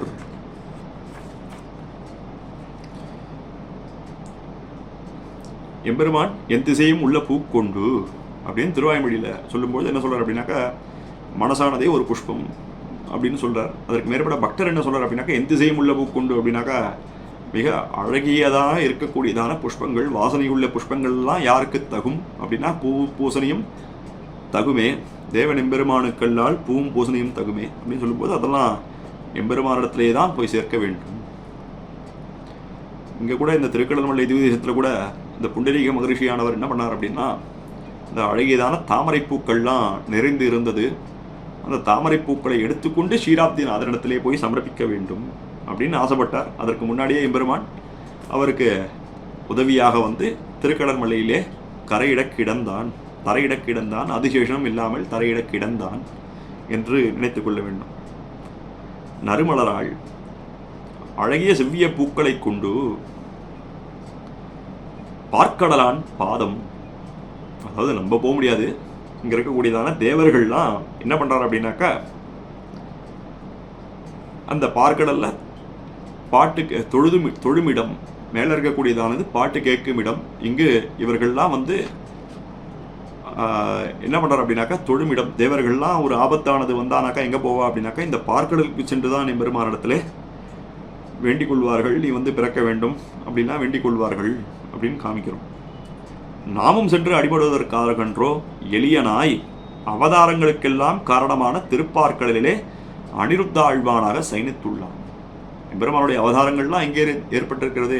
ஏஷநாராயண ஸ்ரீமான் ஸ்ரீராண்ணமணிகேதனஹா நாகபரியந்த முஷ்டித்து தியாகதோ மதுராம்புரி அப்படின்னு பிரமாண வாக்கியங்கள்லாம் என்ன காமிக்கிறது அப்படின்னாக்கா, திருப்பார்க்கடல் தான் எம்பெருமான் அவதாரமானது எழுப்பித்துக் கொள்கிறான். அப்பேற்பட்ட எம்பெருமான் 4 தன்மையிலே எழுந்தருளியுள்ளான். முதலானவன் வாசுதேவன், சங்கர்ஷணன், பிரத்யும்னன், அனிருத்தன். அந்த அனிருத்த ஆழ்வான் தான் இந்த திருப்பார்க்கடல்ல நமக்காக சயனித்துக் கொண்டிருக்கிறான். எம்பெருமானுடைய திருவடிகளை சம்சாரிகளை அக்கறையான சயனித்துள்ள எம்பெருமான் திருவடிகளை சம்சாரிகளை அக்கறையான பரமதத்திலே கொண்டு போய் சேர்க்க வேண்டும் என்பதற்காகவே திருப்பார்க்கடலுள்ளே சயனித்துள்ளவன் திருவடிகளை நாமே முற்படவன், நமக்குத்தானே முற்படவன் என்றபடி பரிசுகுவார் சாஸ்திரங்களிலே கூறியபடி எம்பெருமானை பற்றுபவர்கள், அதாவது பக்தியை பிரகாரத்தால் எம்பெருமானை பற்றுபவர்கள் புகப்பெறுவர் போலாம். அதாவது பரிசு புரிவார் அப்படின்னாக்கா, யார் யார் சாஸ்திரங்கள்லாம் சொல்லப்பட்டிருக்கோ அவ்விதத்திலே எம்பெருமானை பற்றுபவர்கள் புகப்பெறுவர் போலாம். இவ்விடத்தில் 2 விதமாக அனுபவித்துள்ளார் நம்பிள்ளை. இப்படி பற்றுமவர்கள் அடைந்து விடுவார்களாம். அடையும் பேருக்கு ஒரு குறையும் இல்லை. எம்பெருமானை பற்றாதவர்கள்தான் இகழ்ந்து போவார்கள். எம்பெருமானை யார் யார் பற்றாரோ அவர்கள் பரமதத்துக்கு போவார்கள். எம்பெருமானை யார் யார் பத்தலையோ அவர்கள்லாம் என்ன பண்ணுவா அப்படின்னாக்கா, எம்பெருமானை பத்தாதவர்கள் தான் இகழ்ந்து போவார்கள், புகப்பெறுவர் போலாம். இப்படி எம்பெருமானை பற்றுமவர்கள் பரமோதத்தை அடைந்து விடுவார்களாம் என்று தாம் இன்னும் பரமோதத்தை அடைய வெறுப்பா தோன்றாக அருளி செய்கிறார். இப்படி எம்பெருமான் அடியவர்களை தன்னுடன் சேர்த்துக் கொள்வது தன்னை பற்றுபவர்கள் எவரும் இல்லாமையோ வெண்ணில் அப்படின்னா, சரி சுவாமி, முதல் பாசுரத்திலே இதான் கேட்டார். அது வந்து அங்கே என்ன சொன்னார் அப்படின்னாக்கா, எம்பெருமானுடைய ஒரு தன்மையானது. எம்பெருமான் யாருமே ஆள் இல்லையா? இப்படி பற்றுபவர்கள்லாம் எம்பெருமான் போய் சேர்க்கிறானே, யாருமே ஆரே இல்லையா அப்படின்னாக்கா, அப்படிதான், அதுதான் இல்லை. தேவர்கள் பலர் பற்றும்படி உள்ளவன் அவன். அந்த தேவர்கள்லாம் யாரு? அப்படின்னா புரிவார் தொல்லமரர். சாதனங்களை அனுஷ்டித்து எம்பெருமானுடைய திருவடிகளை பற்றும் அவர்கள், அவனுடைய திருநாமங்களை ஜபிப்பவர்களாய் தவம் புரிவதற்காக ஜடை வளர்ப்பவர்களான பிரம்மா முதலியான பழைய தேவர்கள். நிறைய பேர் பத்தரா சுவாமி, அவாவா காரணத்துக்காக பத்தரா எம்பெருமான. பிரம்மா முதலான தேவர்கள்லாம் என்ன பண்றா அப்படின்னாக்கா, அவர்கள்லாம் என்ன பேர் அப்படின்னாக்கா தொல்லமரர்கள். அதாவது நம்ம காட்டிலும் கொஞ்ச நாள் இவர்கள்லாம் முற்பட்டவர்கள் இந்த தொல்லமரர்கள். அப்படி பட்டதான தொல்லமரர்கள் கூட என்ன ஆகுது அப்படின்னாக்கா கேள்வி. அவர்கள்லாம் போய் பார்த்துருக்காளா அப்படின்னாக்கா, நான் முன்னமே தெரிவித்தேன் அடியேன், அவர்களுக்கு ஏதாவது ஒரு குறைவானது ஏற்பட்டால் மட்டுமே எம்பெருமானை நினைக்கக்கூடியவர்கள். ஏற்பட்டவர்கள்லாம் எம்பெருமானை போய் பார்க்கணும் அப்படின்னா கூட அவர்கள்லாம் திருப்பார்க்கடல் சென்று பார்க்க முடியுமே தவிர பரமதத்தை நெருங்கக்கூட முடியாது. துளங்கொழி சேர் தோற்றத்து, அதற்கு மேற்பட என்ன சொல்றார் அப்படின்னாக்கா, இந்த பிரகாசமாக இருக்கக்கூடியதான பரமபதம் சூரிய ஒளியை உடையவதாய் தமசுக்கு அப்பாற்பட்டதான இடம்.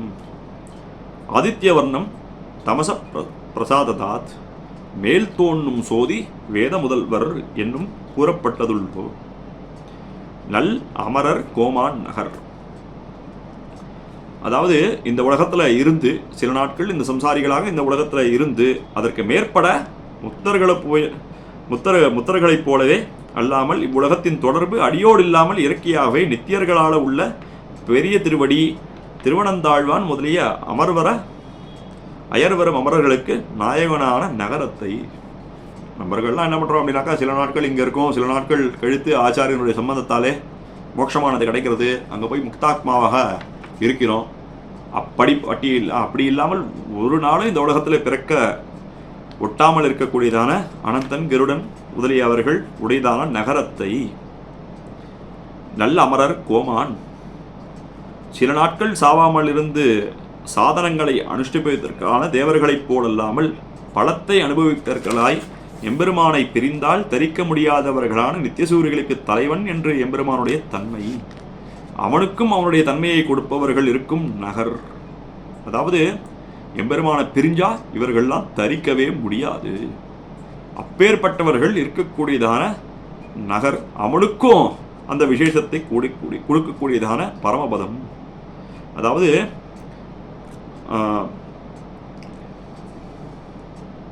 அப்பேற்பட்டவர்கள் என்ன பண்றா அப்படின்னாக்கா, இப்படி சொல்ல ஆழ்வார்கள் உபலட்சணம் அல்லது தங்கள் ஈடுபாட்டின் அளவே சொல்லுகிறார் என தோன்று. கடைக்குட்டியான அனிருத்தாழ்வான் சயனித்திருக்கிற திருப்பார்க்கடலிலே அணிபணிந்தவன் பரமபதம் பெறுவான் என்று கூறப்பட்டுள்ளது.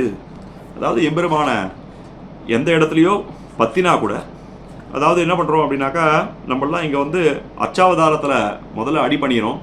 அதற்கு பிற்பாடாக என்ன ஆகுது அப்படின்னாக்கா, அதற்கு பிற்பாடாக விபாவாதாரத்திலையும் கிடைக்கிறது. அதற்கு பிற்பாடாக வியூகத்திலும் அடிபணிந்து பெருமதை பரமதத்தை அடிவார்கள் என்று கூறுகிறார். இப்படி சொல்லுவது ஆழ்வார்களுக்கு உபலட்சணமாக அல்ல என்றும் தங்கள் ஈடுபாட்டின் அளவிற்காக சொல்லுகிறார் என்றும் தோற்றிற்று.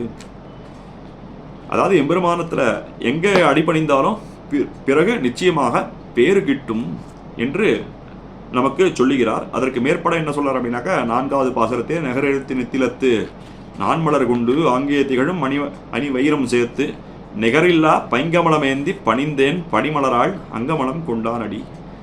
ஆழ்வார் முன்னாடி திரியாக சொன்னார். இப்போ என்ன சொல்றார் அப்படின்னாக்கா, தன்னுடைய மனசை நகரமாக சொல்கிறார். அந்த நகரத்தை என்ன பண்றார் அப்படின்னாக்கா, முத்தை கொண்டு அன்பாகிய முத்தை கொண்டு சிறந்த மலராக கொண்டு அந்நிகரில் திகழும் மாணிக்கங்களையும் சேர்த்து ஈடுபாடு முதலான மாணிக்கங்களெல்லாம் ஆழ்வார் சேர்க்கிறார். அதற்கு மேற்பட என்ன பண்ணார் அப்படின்னாக்கா, உப்பில்லாத அழகிய பிரீதியான தாமரைப்பூவை ஏந்தி.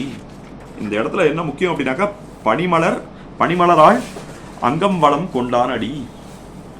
இந்த இடத்துல பிராட்டியினுடைய அனுபவத்தை அனுபவிக்கிறார். அதாவது எல்லையற்ற இனிமை உடையதான பெரிய பிராட்டியின் திருமார்பிலே வலப்புறத்தில் அணைந்து கொண்டுள்ள எம்பெருமானுடைய திருவடிகளிலே விழுந்து, அதாவது இந்த பாசுரத்தில் எம்பெருமானுடைய பாசுரத்தில் பிராட்டி எழுந்துருளி இருப்பா. இப்படி அடிப்பணிவதற்கு ஏற்றவன் திருமகள் கேள்வனே ஆவான். குறைவுள்ள பற்றுதலும் அவருடன் சேர்ந்திருக்கும் போதே பற்றினாள் முழுமையாக பற்றுதல் என்றோ ஆகிறது. அதாவது எந்த ஒரு குறைவாக இருந்தால் கூட அவ இருக்கும்போது பற்றினா என்ன ஆறுது அப்படின்னாக்கா அது முழுமையாக பற்றுதலாக எம்பெருமான் ஆக்கி கொள்கிறான். எம்பெருமானை பற்றுகிற அடியவர்களுடைய நன்மை தீமைகளை ஆராய்வதற்கு அவள் எம்பெருமானை அனுமதியால் என்றோ. நன்மையுடையவர்களின் மட்டுமே பரிவு கொண்டால் அந்த உலகிற்கு தாயும் தந்தையுமாக உறவிற்கு குறைவு விளைக்கும் என்று கூறுபவள் அவள். பனிமலரால் அங்கம் வளங்கொண்டான் அடி நிகரில்லா பைங்கமலம் ஏந்தி பணிந்தேன் என்கிறார். தாயாருக்கு செய்த என்ன பண்ணுவா அப்படின்னாக்கா அவள் புருஷகாரம் புருஷனையும் திருத்துவாள், இந்த சேத்தனையும் திருத்துவாள். யாராவது இடத்துல ஒரு குறைவு இருந்தா அப்படின்னாக்கா அந்த குறைவு இருந்தாதான் என்ன அப்படின்னு கேட்கக்கூடியவள் இந்த பிராட்டி. அவனை நான் நகரிழைத்து நித்திலத்து நான் மலர் கொண்டேன். அதற்கு மேற்பட திருவிக்கிரமாவதார பிரகாரத்தை அனுபவிக்கிறார் ஆழ்வார். முதல் திருவந்தாதிலே அவதாரிகளிலே நாம் கண்டோம் இந்த ஆழ்வார்களுக்கு எப்படி அப்படின்னாக்கா எல்லா இடத்துலையும் பக்தி ஞானம் எல்லாமே இருந்தால் கூட இந்த பள்ளமானதுல இடத்துல எப்படி ஒரு வெள்ளமானது வந்தால் அந்த பள்ளத்தில் தேங்கி அமிழுமோ அதே போல அவதாரங்களிலே இந்த ஆழ்வார்களுக்கு திருவிக்கிரமாவதாரத்திலும் எம்பெருமான் அச்சாவதாரத்திலே திருவேங்கடமுடியான இடத்திலே அதிக ஈடுபாடையானது உண்டு. நிகரில்லா பைங்கமலம் ஏந்தினேன் அப்படின்னு நீர் சொல்றீர். நீர் என்ன பணிந்தரோ, நீர் நம்மை பணிந்தீரோ என்று எம்பெருமான் கேட்க நான் ஏதோ ஒரு வார்த்தை சொன்னேன் அத்தனை. உண்மையில் நான் உன்னை பணிந்தேனோ, உன்னை ஒருவரால் அளவிட்டு கூற முடியுமோ என்று கீழ்ப்பாசுரத்தில் என்ன சொல்றார் அப்படின்னாக்கா திருவிக்கிரமாவதாரத்தை அனுபவிக்கிறார். அடிமுன்னு இவ்வுலகம் அன்னலந்தாய் போலும் அடிமுன் இறந்தவணி கொண்டாய் படிநின்ன நீரோதமேனி நெடுமாலே நின்னடியை ஆரோத வல்லார் அவர். அதற்கு மேற்பட என்ன அனுபவிக்கிறார் அப்படின்னாக்கா 3 அடியாலே இந்த உலகத்தை யாச்சித்தான் எம்பெருமான். அன்றைய காலத்திலே 3 அடிகளால் இவ்வுலகத்தை அழிந்து கொண்டாயோதான். பூமியிலே இருக்க கடல் போன்ற திருமேனியுடைய எம்பெருமானே உன் அடியை யாருதான் அறிந்து கொள்வார். அதாவது இந்த 3 அடி அளக்கிறதுக்காக எம்பெருமான் எப்படி வந்தான் அப்படின்னாக்கா 3 சின்ன திருவடிகளை வாமனனாக வந்தான், மிகவும் சிறியவனாக வந்தான். அந்த சிறியவனாக வரும்போது அவனுடைய திருவடிகளானது சின்னதாக தான் இருந்தது. கொல்வண்ணான் மாவழி மூவடி தாவென்ன கல்வனே அப்படின்னு கேட்குறார். அதுக்கு மேற்பட என்ன பண்ணான் அப்படின்னாக்கா தன்னுடைய பொருள் தெரியாமல் இந்த உலகமே சர்வேஸ்வரன் தான் அப்படி இருக்க செய்தே அதை அபகரித்து கொண்டான் இந்த மாவழி. இந்த மாவழியிடத்துல யாச்சகம் பெற வேண்டும் அப்படின்னாக்கா அவனையும் அறியாமல் அவனை மனசை இடம் கொண்டான் இந்த வாமனன். அதற்கு மேற்பட பூமியை தனதாக்கி கொள்ளதற்காக அதை அளக்க நினைத்து 3 அடிகளே மாவலியை யாச்சித்து 2 அடியாலே உலகங்களை அளந்து கொண்டாய். உலகத்தை அளப்பதற்காக 3 அடிகளை யாசித்து பெற்றே 2 அடியால் உலகத்தை என்று அளந்து கொண்டாய். அதற்காக சிறிய கால்களை காட்டி இந்த 3 அடிகள் வேண்டுமென்று யாசித்து உறுதி கொண்டாய். அதற்கு மேற்பட 3 அடிகளே யாசித்து 2 அடிகளால் உலகத்தை அளந்து கொண்டு 3ஆம் அடிக்கு மகாபலியின் தலையில் காலை வைத்து அவனை சிறைவேதற்பாதற்காக முன்னமே 3 அடிகளை யாசித்தாய். இந்த எண்ணமானது யாரேனும் அறியும்படி இருந்ததோ? எம்பெருமானுடைய திருவுள்ள யாருக்கு தெரியும் சுவாமி. 2 அடியால் அந்த சின்ன திருவடி ஒரு திருவடியால் என்ன பண்ணார் அப்படின்னாக்கா மேலே எல்லா தேவர்களுக்கு மேலே தன்னுடைய திருவடிகளை எம்பெருமான் அளந்து கொண்டான். படி நின்ன நீரோத மேனி நெடுமாலே. அதற்கு மேற்பட என்ன பண்ணார் அப்படின்னாக்கா நீரோத மேனி நெடுமாலே. நெடுமாள் அப்படின்னாக்கா அடியார்களிடம் அன்பு பேரிட்டு கொண்டவன். நின்னடியை ஆரோத வல்லார் அவர். உன்னுடைய திருவடிகளுடைய எளிமையை யார் தான் பேச முடியும்? அதாவது எம்பெருமானுடைய பரத்துவத்தை கூட அளவிட்டு சொல்லலாம், எம்பெருமானுடைய நீர்மையை ஒரு காலம் அளவிடவே முடியாது என்று அருளி செய்கிறார் இந்த பாசுரத்திலே. அதற்கு மேற்பட அறிந்தைந்து முள்ளடக்கி ஆய்மலர் கொண்டு ஆர்வம் செறிந்த மனத்தராய் செவ்வே அறிந்தவந்தன் பேரோதி ஏத்தும் பெருந்தவத்தோன் கால்பரே காரோத வண்ணன் கழல். எம்பெருமானுடைய இந்த 5 செவிவாய் கண்மூக்கு உடல் 5 இந்த உயர்ந்த தாழ்ந்த விஷயங்களை அறிந்து கொண்டு இந்திரியங்கள் எல்லாவற்றையும் பிற விஷயங்களிலே போகாதபடி அடக்கி ஆய்ந்தெடுத்து மலர்களை கொண்டு ஆர்வத்தோடைய கூடிய மனதை உடையவர்களாய் நன்காக அறிந்து கொண்டு அவனுடைய திருநாமங்களை ஓதி துதிக்கும் மிக்க பாக்கியசாலிகள் கருத்த கடல் போல எம்பெருமானுடைய திருவடிகளை காணப்பெறுவர் அப்படின்னு 6வது பாசுரத்திலே அனுசரிக்கிறார். அதற்கு மேற்பட கடலெடுத்து வாய்மெடுத்து கண் சுடன்னு மாற்றார் எடுத்து சிந்தையராய் என்ற தளலெடுத்த போராழி ஏந்தினான் பொன்மலர் சேவடியே ஓராழி நெஞ்சே உகந்து. அதற்கு மேற்பட என்ன பண்ணார் அப்படின்னாக்கா இந்த பாசுரத்திலையும் எப்படி அடியன் தெரிவிச்சா மாதிரியே திருவிக்கிரமாவதாரத்தையே இவர்கள் அனுபவிக்கிறார்கள். அதாவது கடலெடுத்து இந்த உலகத்தை அவதரித்துள்ள போது ஒரு திருவடியை மேலே உயர்த்தினான். இதனுடைய அடியவர்களான மேலுலகில் உள்ள தேவர்களை வாழ்வித்தபடி இதிலே கூறுகிறது. அதற்கு மேற்பட அடியவர்கள் அல்லாத அசுரர்களை அழித்தபடி கூறுகிறது. யார் அழித்தார் அப்படின்னாக்கா, நமுசி முதலானவர்கள் நின்னது மாயம் என்னப்ப நெறிந்திலன் முன்னைய வண்ணமே கொண்டு அளவாய் என்ன மண்ணு நமுசியை வானில் சுழத்திய மின்னு முடியனே அச்சோ வச்சோ அப்படின்னு சொல்லி பெரியாழ்வார் தாமே அருளி செய்திருக்கிறார். அதே மாதிரி என்ன பண்றார் அப்படின்னாக்கா, வாய் மடுத்து கண் சுழன்னு மாற்றார் அழலெடுத்த சிந்தையராய் அஞ்ச அழலெடுத்த போராழி ஏந்தினான். இந்த ஆழியை பார்த்தும் போதே பார்க்குற சமயத்திலே என்ன ஆகிறது அப்படின்னாக்கா, எதிரிகள் குலையும்படி நிலையானது உள்ளது. அதற்கு மேற்பட பொன்மலர் சேவடியே, எம்பெருமானுடைய சேவடியானது எப்படி இருக்கு அப்படின்னாக்கா, பொன் போலவும் மலர் போலவும் அழகியதாகவும் உயர்ந்தாகவும் உள்ள திருவடிகளை அது அப்பொழுதைக்கு அப்பொழுது என் ஆறாவமுதமே அப்படின்னு அனுபவிக்கிறார். அதே மாதிரி ஆழமான நெஞ்சே ஒரு முறையானது எம்பெருமானுடைய திருவடிகளை அனுசந்திக்கப்பார் அப்படின்னு அருளி செய்கிறார். அதற்கப்புறம் 8வது பாசுரத்தாலே பூதனையுடைய சரித்திரத்தை சொல்லி அனுபவிக்கிறார். உகந்துண்ணை வாங்கி ஒளி நிறங்கள் கொங்கை அகங்குளிர உண்ணென்னான் ஆவி உகந்து முளையுண்பாய் போலே முடிந்துண்டாய் நீயும் அலைபண்பால் ஆனமையால் அண்ணு. அதாவது மேலே முன்னாடி பாசுரத்தில் நம்பிச்சியை சொன்னவாறே இவருக்கு யாருடைய ஞாபகமானது வந்தது அப்படின்னா, பூதனையுடைய ஞாபகமானது வந்தது. அதை அருளி செய்கிறார். அதாவது என்ன பண்ணுறா அப்படின்னாக்கா, பூதனையானவள் எப்படி வந்தா அப்படின்னாக்கா, தாய் வேஷத்தை போட்டுக்கொண்டு வந்தாள், முளை சுமந்து வந்தாள் எம்பெருமானிடத்துல. அப்போது எம்பெருமான் என்ன பண்ணுறான் அப்படின்னாக்கா, சாதாரணமாகவே ஒரு குழந்தையானது கொஞ்ச நாடி பசிக்கிறது, பசிக்கும்போது அந்த அம்மா வந்து பால் கொடுக்கணும் அப்படின்னா அந்த குழந்தையானது என்ன பண்ணும் அப்படின்னாக்கா, சற்றே கோவித்து கொள்ளும். அம்மா இடத்துல கொஞ்சம் தாமதமானா கூட கோவித்து கொள்ளுமா. அப்படி எம்பெருமான் கோவித்து கொண்டானா இந்த பூதனை பால் வராது இருந்த சமயத்திலே கூட அவருடைய விஷப்பாலை வாங்கி உண்டான். நீயும் உகந்து முளையுண்பாய் போலே முனிந்துண்டாய். அதாவது நீயும் அலைபண்பால் ஆனமையால் அன்னு. அதாவது பூதனை ஒன்று முடிக்கணும்னு பார்த்தா, ஆனால் நீ முடிக்கணும்னு நினைக்கிற முன்னாடியே நீ என்ன பண்ண அப்படின்னாக்கா, நீயும் அலைபண்பால் ஆனமையால் அண்ணு அந்த பூதனையே அழித்து கொண்டாய். அதற்கு மேற்பட 9ஆம் பாட்டாலே அருளி செய்கிறார். யசோதையுடைய நிலையானது அருளி செய்கிறார். அன்னது கண்டஞ்சாத ஆட்சி உனக்கிறங்கி நின்று உழைதந்த இந்நீர் மைக்கு அன்னு வரன்முறையால் நீ அளந்த மாகடல் சூழ் ஞாலம் பெருமுறையால் ஏதுமோ பேர்த்து. அதாவது அந்த பூதனை முளை கொடுக்கறதுக்காக வந்தா அந்த சரித்திரங்கள்லாம் முடிஞ்ச பிற்பாடு பூதனை அழிந்தாள் அப்படின்னு நம்ம தெரிகிறது. அதற்கு பிற்பாடாக யசோதை என்ன ஆச்சு அப்படின்னாக்கா, கண்ணனுக்கு என்ன தீங்கு வருமோ அப்படின்னு பயப்பட்டாலாம் இந்த யசோதை. அது என்னாச்சு அப்படின்னாக்கா, உனக்கு இறங்கி உன் மீது உள்ள பரிவாள் வயிறு கலங்கினாள். இந்த ஆழ்வார்கள் போலவே யசோதையும் வயிறு கலங்கிறாள். அன்னு வரன்முறையால் நீ அளந்த.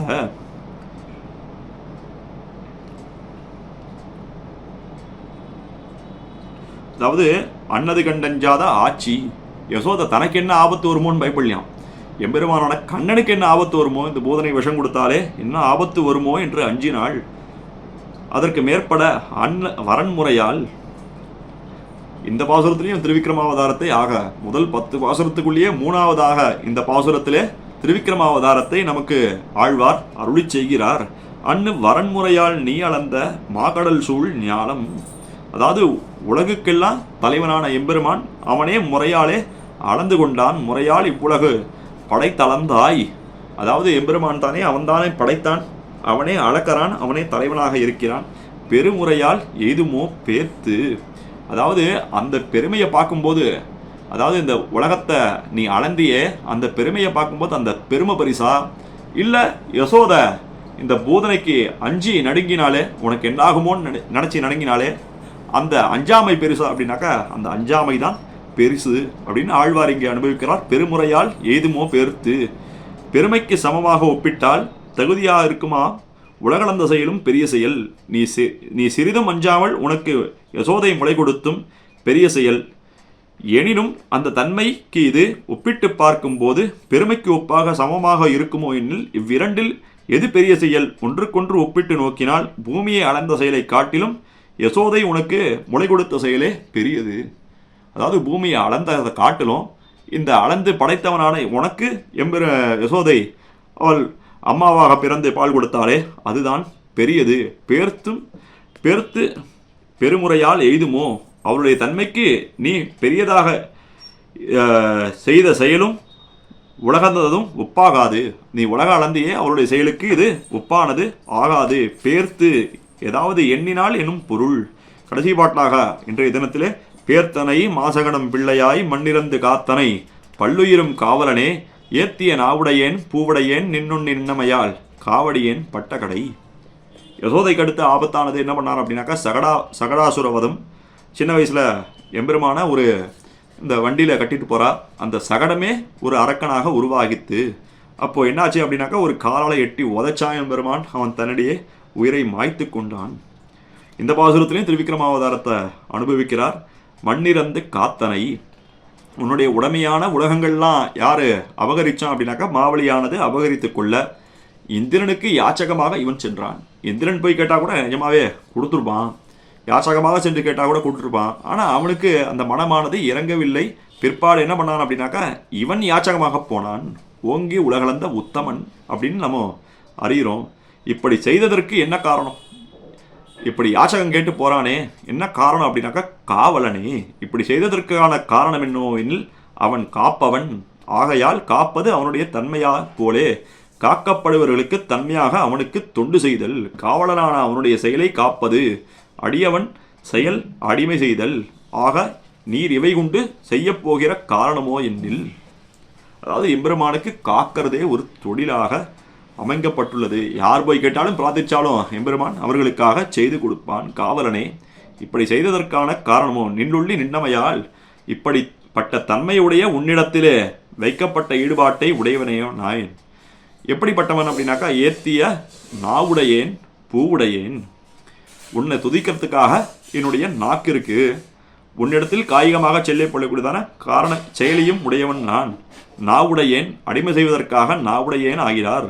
ஏத்திய நாவுடையேன், நான் கட்டளையிட வேண்டாமல் தானே துதிக்கக்கூடியதான நாக்கை உடையவனாக ஆனேன். அதாவது ஆழ்வாருடைய திருநாக்கானது எப்படி இருக்குது அப்படின்னாக்கா அவர் போய் கட்டளையிடப்பட வேண்டாம். எம்பெருமான பெத்தி துதி அப்படின்னு கட்டளையிடப்பட வேண்டாம். அதற்கு முன்னாடியே அவருடைய நாக்கானது எம்பெருமானை பற்றி துதிக்கக்கூடியதான நாக்கை உடையது. பூவுடையேன், அடிமை செய்வதற்கு உபகரணமாக பூவையும் உடையவன். நின்னுள்ளி நின்னமையால் காவடியேன் பட்டக்கடை. நின்னுள்ளி நின்னமையால் ஏத்திய நாவுடையேன் பூவுடையேன். அதாவது எம்பெருமான நினைச்சமையா என்ன ஆறுது அப்படின்னாக்கா எந்த குறைவும் இல்லாமல் அடையத்தக்கான எம்பெருமானை நினைத்தமையால் எந்த குறைவும் இல்லாமல் பற்றினேன். நினைக்கப்படும் விஷயம் நீ ஆகையால் எனக்கு ஒரு குறையும் இல்லை. ஆனால் நீ செய்ய வேண்டியது ஒன்று உண்டு. எம்பெருமானே, நீ நினைக்கப்பட வேண்டிய விஷயம், அதனால நீ செய்யப்பட வேண்டிய விஷயமானது ஒன்று உண்டு. என்ன உண்டு அப்படின்னாக்கா கா அடியேன் பட்டக்கடை. உனக்கு அடியவனான நான் தகுதியேற்ற பிற தேவதைகள் காலிலே விழுந்து அடிமை செய்யாமல் வந்த தாழ்வு இனிமேல் எனக்கு வராதபடி தேவரீர் பார்த்தருள வேண்டும். அதாவது அந்நியபரத்துவமாக இதுவும் என்ன சொல்கிறது அப்படின்னாக்கா திருமந்திரத்தில் சொல்லக்கூடியதான அர்த்தம் அந்நியசேஷத்துவம் முதல்ல கழிய வேண்டும் ஒரு அடியாருக்கு. இனிமேல் வருங்காலத்திலையும் எந்த விஷயத்துக்காகவும் நான் காவடியேன் பட்டக்கடை எந்த தெய்வத்தினிடத்தில் போய் காலிலேயும் போய் நான் விழக்கூடாது.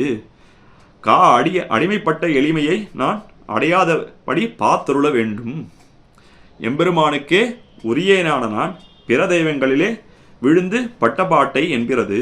முன்னாடி எப்படி இருந்தார் இந்த ஆழ்வார் அப்படின்னாக்கா பிற தெய்வங்கள் காலிலே கட்டி விடப்பட்டிருந்தார். அந்த தன்மையானது இனிமேல் வராமல் எம்பெருமானே நீ பார்த்து கொள்ள வேண்டும், அது உன்னுடைய கடமையாக ஆகும் என்று அருளி செய்தார். இவ்வாறாக முதல் 10 பாசுரங்களிலே நாம் பூதத்தாழ்வாருடைய 2ஆம் திருவந்தாதியை நாம் ஒரு விதமாக அனுசந்தித்தோம். இந்த பூதத்தாழ்வாருக்கு என்ன ஒரு பெருமை அப்படின்னாக்கா அயர்வரும் அமரர்கள் அதிபதி துயரரு சுடரடி தொழுதழன் மனனே அப்படின்னு நம்மாழ்வார் காஞ்சிபுரத்தில் தம்முடைய இதய மேலத்தை குறித்து ஒரு ஞானமுத்திரையை வைத்திருக்கிறார். இப்படியே திருக்கடல்மல்லையில் எழுந்தருளக்கூடியதான பூதத்தாழ்வார் அவருடைய முழுவரை இன்னைக்கு போய் சேவிச்சானாக்கா எப்படி அந்த காஞ்சிபுரத்தில் நம்மாழ்வார் எழுந்து போகிறோம் அதே மாதிரி இன்புருகு சிந்தை இடிதிரியா நன்குருகி ஞான சுடர் விளக்கேத்தினேன் நாரணர்க்கு அப்படின்னு இந்த திரிய மனசை திரிய எப்படி காமிச்சு இந்த மனசை திரியாக ஏத்தினேன் அப்படின்னு பூதத்தாழ்வார் நம்ம இடத்திலே சேவை சாய்க்கிறார். காஞ்சிபுரத்துலையும் உடையவர் சந்தையில் எழுந்தருள் இருக்கக்கூடியதான பூதத்தாழ்வாரும் எப்படி சேவை சாய்க்கிறார் அப்படின்னாக்கா என் நெஞ்சமேயான் என் சென்னியான் தானவனை மண்ணெஞ்சம் கீண்ட மணிவண்ணன். ஆக இப்படியெல்லாம் சொன்னால் கூட ஆழ்வார்கள்லாம் முதல்ல ஒருத்தருக்கொத்தர் மார்க்கதரிசின்னு தான் காமிக்கணும். அதற்கு மேற்பட புதத்தாழ்வாருக்கு உண்டான தனி பெருமை என்ன அப்படின்னாக்கா, புதத்தாழ்வார் தான் முதலில் 3 திவதேசங்களிலே மங்களாசாசனம் செய்யக்கூடியதான பெருமை உள்ளவர். கோவில் திருமலை பெருமாள் கோவில் 3மே பைன்னதரங்கம் திருக்கோட்டி பன்னாள் பைன்னதுவும் வேங்கடமே பண்ணாள் அப்படின்ற பாசுரத்தில் கோவிலும் திருமலையும் அனுசந்திக்கிறார். அதற்கு மேற்பட பெருமாள் கோவிலை மங்களாசாசனம் செய்த ஒரே ஆழ்வார் இந்த புதத்தாழ்வார் தான். எண்ணஞ்சமேயான் என்சென்னியான் தானவனை மண்ணெஞ்சம் கீண்ட மணிவண்ணன் முன்னம் சேர் ஊழியான் ஊழிபெயர்த்தான் உலகேத்து மாழியான் அத்தியூரான் அத்தியூரான் பிள்ளையூர்வான் அணிமணியின் துத்திசேர் நாகத்தின் மேல் துயில்வான் முத்தி மறையாவான் மாகடல் நஞ்சுண்டான் தனக்கும் இறையாவான் எங்கள் பிரான். ஆக இதனால என்ன தெரிகிறது அப்படின்னாக்கா, இவர் இல்லை அப்படின்னா தேவப்பெருமாள் ஒரு 108 தேசத்தில் ஒரு பெருமாளாகவே ஆகியிருக்க மாட்டார். அப்பேற்பட்ட பெருமையும் இந்த பூதத்தாழ்வாரையே நமக்கு சாரும். ஆக இப்பாசுரங்களிலே 10 பாசுரங்களிலே முதல்ல அடியேன் இந்த பாசுரங்கள் குறித்து வெங்கடகிருஷ்ணன் சுவாமி இடத்துல தெரிவித்தேன். அப்போ தெரிவிக்கும்போது சுவாமி என்ன சொன்னார் அப்படின்னாக்கா, அடியேன் இது குறித்து இன்னும் ஒரு புத்தகங்கள்லாம் எழுதியிருக்கேன், அதையும் இன்னும் கொஞ்சம் பார்த்து ரெஃபர் பண்ணிப்பார் அப்படின்னு சொல்லி சேவிச்சார். அந்த சுவாமி தான் இந்த அவருடைய துணை கொண்டு தான் இந்த நம்பிள்ளையுடைய படி அவர் தான் இந்த ஓலைச்சுவடியிலேருந்து இந்த புஸ்தகமாக நமக்கு வெளியிட்டார் இந்த ஏற்பா வியாக்கியானத்தை. அந்த வியாக்கியானத்தின் துணை கொண்டு இன்றைய தினம் முதல் 10 பாசுரங்களிலே அனுபவித்தோம்.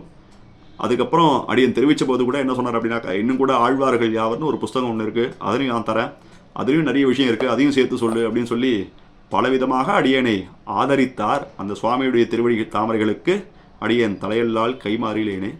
மற்றும் பரமஹம்சத்யாதி எதிராஜ ஜீயர் சுவாமி கிட்டத்தட்ட 365 நாள்கள் முடியப் போகிறது இந்த 4000 திவ்ய பிரபந்த யஜ்யம்னு சொல்லலாம். நடுவில் கொஞ்ச நாள் அனத்தியன காலத்தில் திருப்பாவை என்ன மற்றும் ஏனைய பிரபந்தங்கள் சப்தகாதை, அதுக்கப்புறம் ஞானசாரம் பிரேமசாரங்கள்லாம் நடக்கக்கூடியதான உபன்யாசங்கள் என்ன, பற்பல விஷயங்களை கொண்டு இந்த வைஷ்ணவத்தை தர்மத்தை நிலைநாட்டி வைக்கிறார். அவருடைய திருவடித்தாமரைகளிலும் அடியேன் தலையல்லால் கைமாறிலேனே என்று சொல்லிக்கொண்டு அடியேன் நம்புகிறேன். அடியேன் சொன்ன இந்த விஷயங்களிலே குறைகள் இருக்கலாம், அந்த குறைகளை அடியேனை திருத்தி பணிகொள்ளுமாறு கேட்டுக்கொண்டு அடியேன் நம்புகிறேன். ஸ்ரீமன் மல்லாபுரீசாய ஞானதீப பிரபாயிஷே ஸ்ரீபூத யோகினே பூயாத் நித்யஸ்ரீ நித்யமங்கலம் ஸ்ரீமதே ரம்யஜாமாத்ரு முனீந்திராய மகாத்மனே ஸ்ரீரங்கவாசினே பூயா நித்யஸ்ரீ நித்யமங்கலம் மங்களம் குருவரியாய மங்களம் ஸ்தலசாயினே மங்களம் கார்கியவம்சாய நித்யஸ்ரீ நித்யமங்கலம். பற்பமென திகழ் பைங்கழலும் தன் பல்லவமே விரலும், பற்பமென திகழ் பைங்கழலும் தன் பல்லவமே விரலும், பாவனமாகிய பைந்துவராடை பதிந்த மருங்கழகும், பாவனமாகிய பைந்துவராடை பதிந்த மருங்கழகும், முப்புரி நூலோடு முன்கையில் ஏந்திய முக்கோல் தன்னழகும், எப்பொழுதும் யதிராசன் வடிவழகு என் இதயத்துள்ளதால், இல்லை எனக்கெதிர் இல்லை எனக்கெதிர் இல்லை எனக்கெதிரே, இல்லை எனக்கெதிர் இல்லை எனக்கெதிர் இல்லை எனக்கெதிரே, இல்லை எனக்கெதிரே, இல்லை எனக்கெதிரே, இல்லை எனக்கெதிரே.